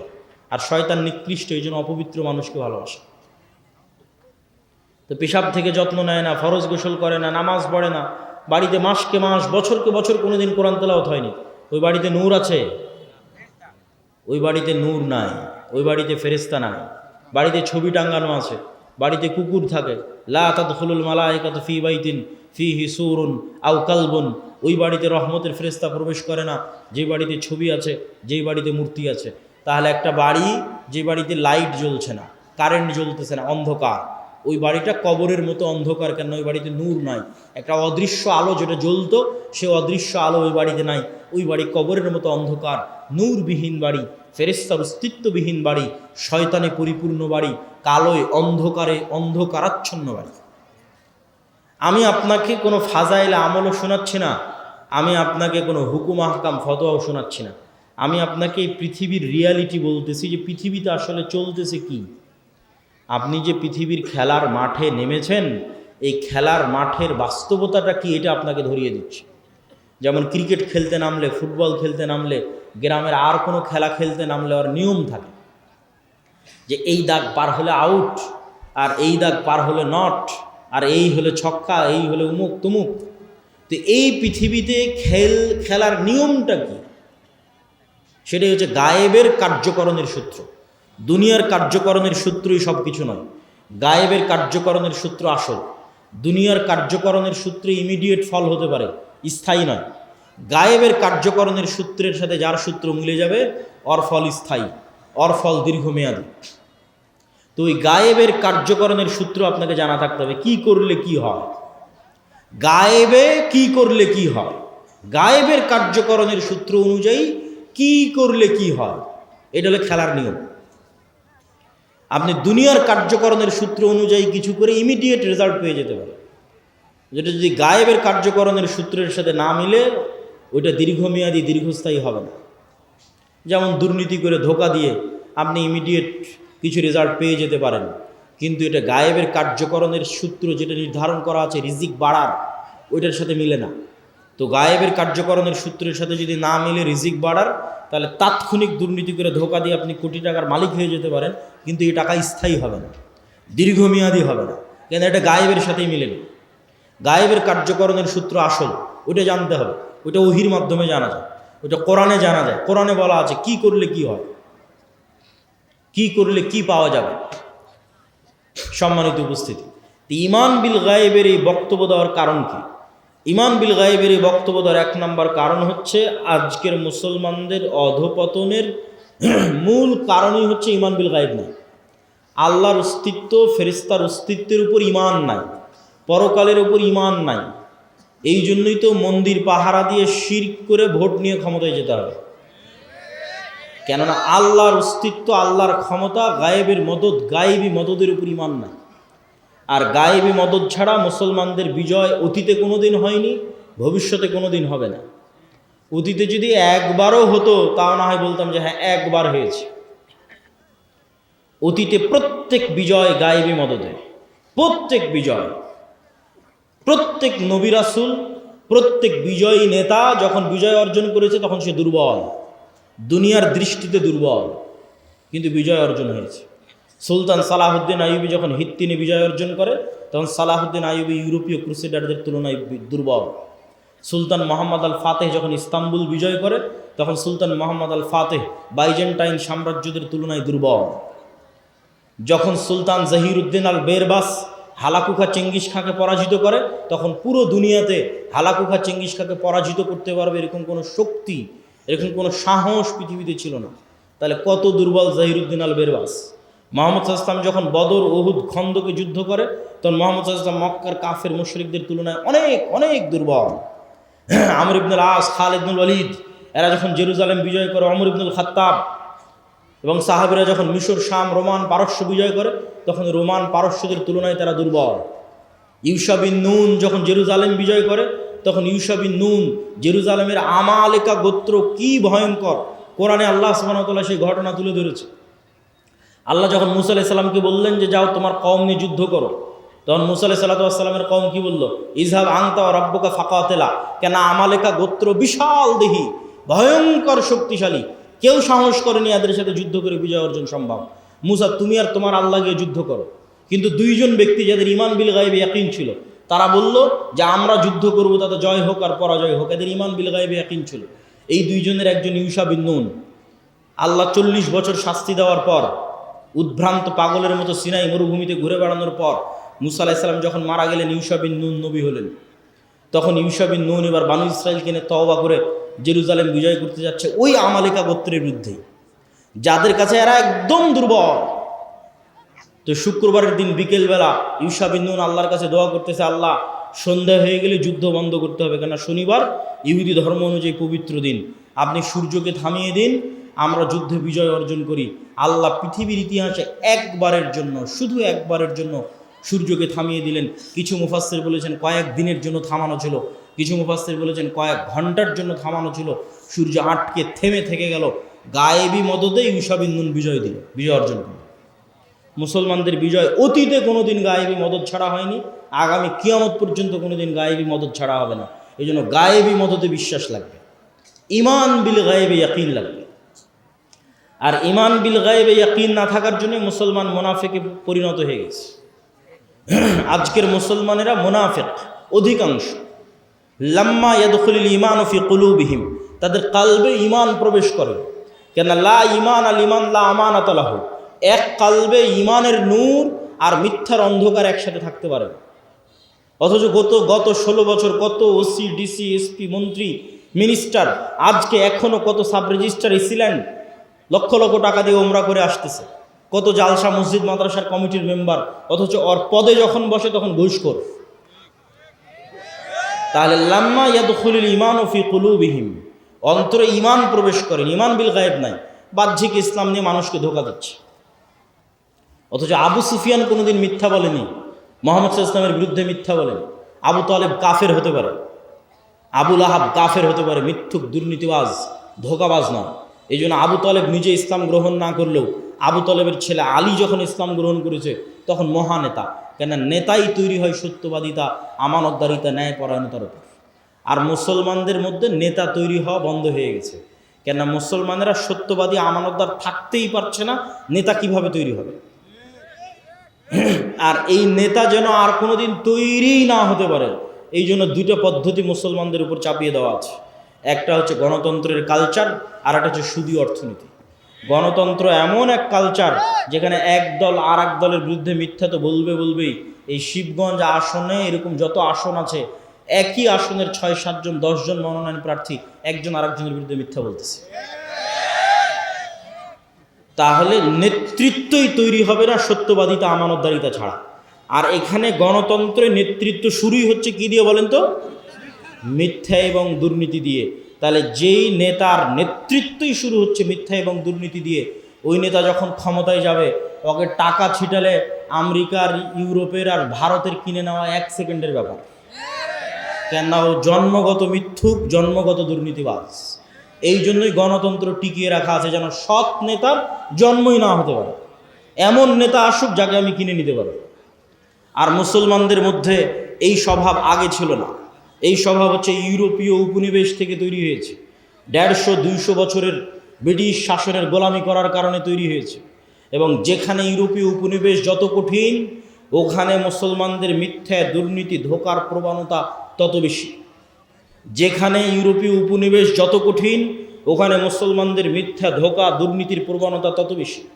আপনি পরীক্ষা করে দেখতে পারেন। বিস্তারিত আজকে এই বক্তব্যে বলতেছি না, আমার অন্য বক্তব্যে বিস্তারিত বলা আছে। কিন্তু এইখান থেকে আপনাকে শিখতে হবে যে নেতৃত্বের বিকাশই হয়, তৈরি হয় সত্যবাদিতা, আমানতদারিতে, ন্যায়পরায়ণতার উপরে। ঈমান বিল গায়েব অন্তরে থাকলে, পরিপূর্ণরূপে ঢুকে গেলে ওইটা অটোমেটিক আসবে। এই জন্য আমাদের এমন একটা প্রজন্ম দরকার যে প্রজন্ম ঈমান বিল গায়েবে ইয়াকিন রাখে।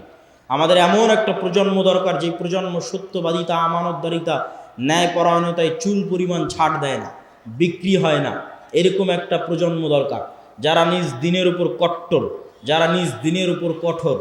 আপনি ভারতের হিন্দু ধর্ম নিয়ে ট্রল করতে পারেন, মজাক করতে পারেন, ঠাট্টা করতে পারেন, কিন্তু তাদের ধর্ম যত ভ্রান্তই হোক, তারা তাদের দিনের উপর কঠোর থেকে একটা সেকুলার রাষ্ট্রকে হিন্দু রাষ্ট্র বানিয়ে দিয়েছে।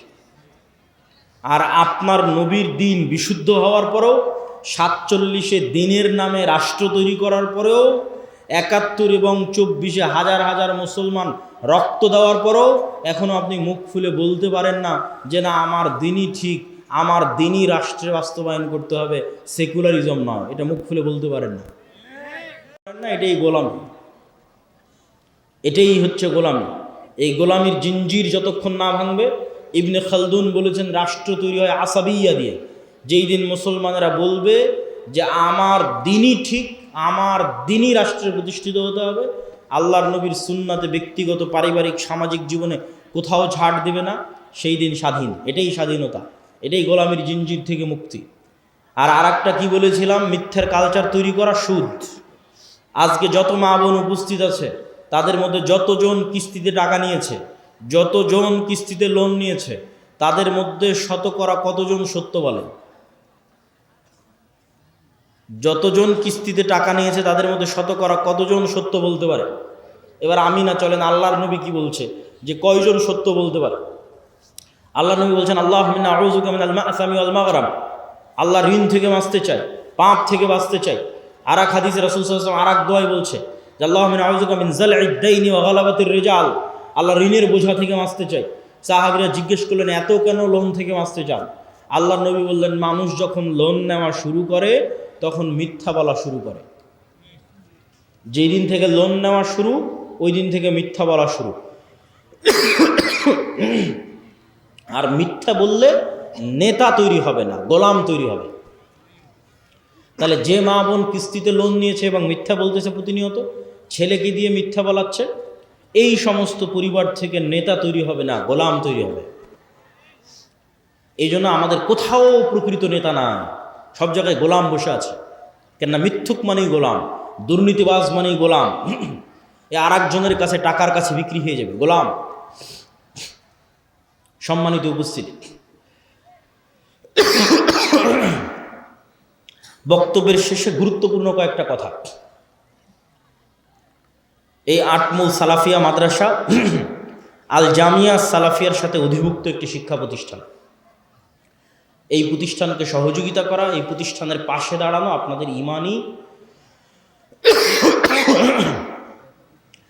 ইমানি নৈতিক গুরুত্বপূর্ণ দায়িত্ব। আমি জানি না যে এখন কেউ ভিতরে যাবে কিনা, যদি গিয়ে থাকে তাহলে আপনারা তাদেরকে সহযোগিতার হাত বাড়িয়ে দিবেন, অথবা না গিয়ে থাকলে আমি যাওয়ার জন্য উদাত্ত আহ্বান জানাচ্ছি।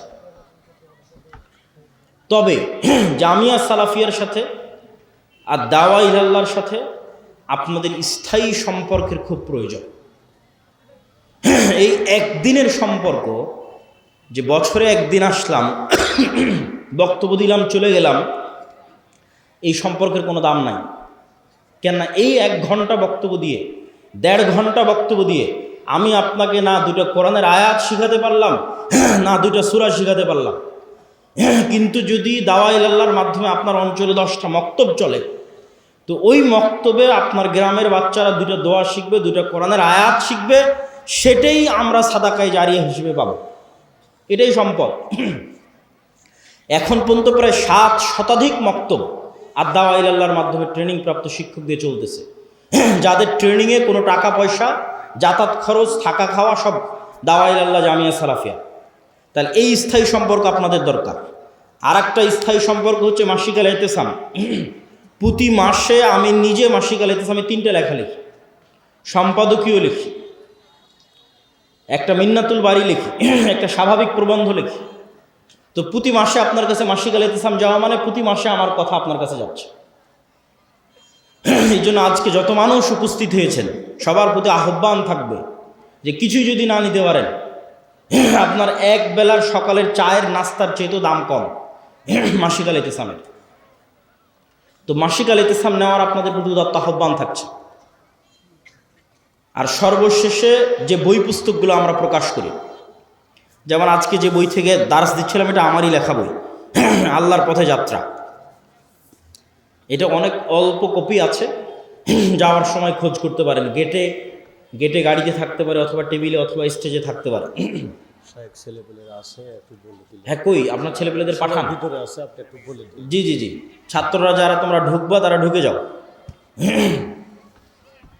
এবং আপনারা তাদের প্রতি সহযোগিতার হাত বাড়িয়ে দেবেন। তো জামিয়া সালাফে এবং আদ-দাওয়া ইলাল্লাহর সাথে আপনাদের স্থায়ী সম্পর্কের জন্য মাসিক আল ইতিসাম আমাদের প্রকাশিত বই। যেমন আজকে আরেকটা নতুন বই থাকতে পারে ফতোয়ার উপর, প্রায় 1000 ফতোয়া, অজু, হায়েজ, নেফাস, তায়াম্মুম, সালাত, এগুলোর উপর প্রায় 1000 প্রশ্ন, যেগুলো শাইখ আব্দুর রাজ্জাক বিন ইউসুফের তত্ত্বাবধানে এবং সম্পাদনায় একত্রিত করা হয়েছে। এই ফতোয়ার বইটাও থাকতে পারে।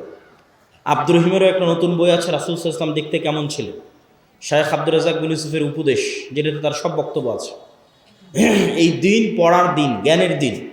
যত পড়বেন তত নূর তৈরি হবে, তত জ্ঞান অর্জন হবে, তত আপনার সত্যের পথে চলা সহজ হবে।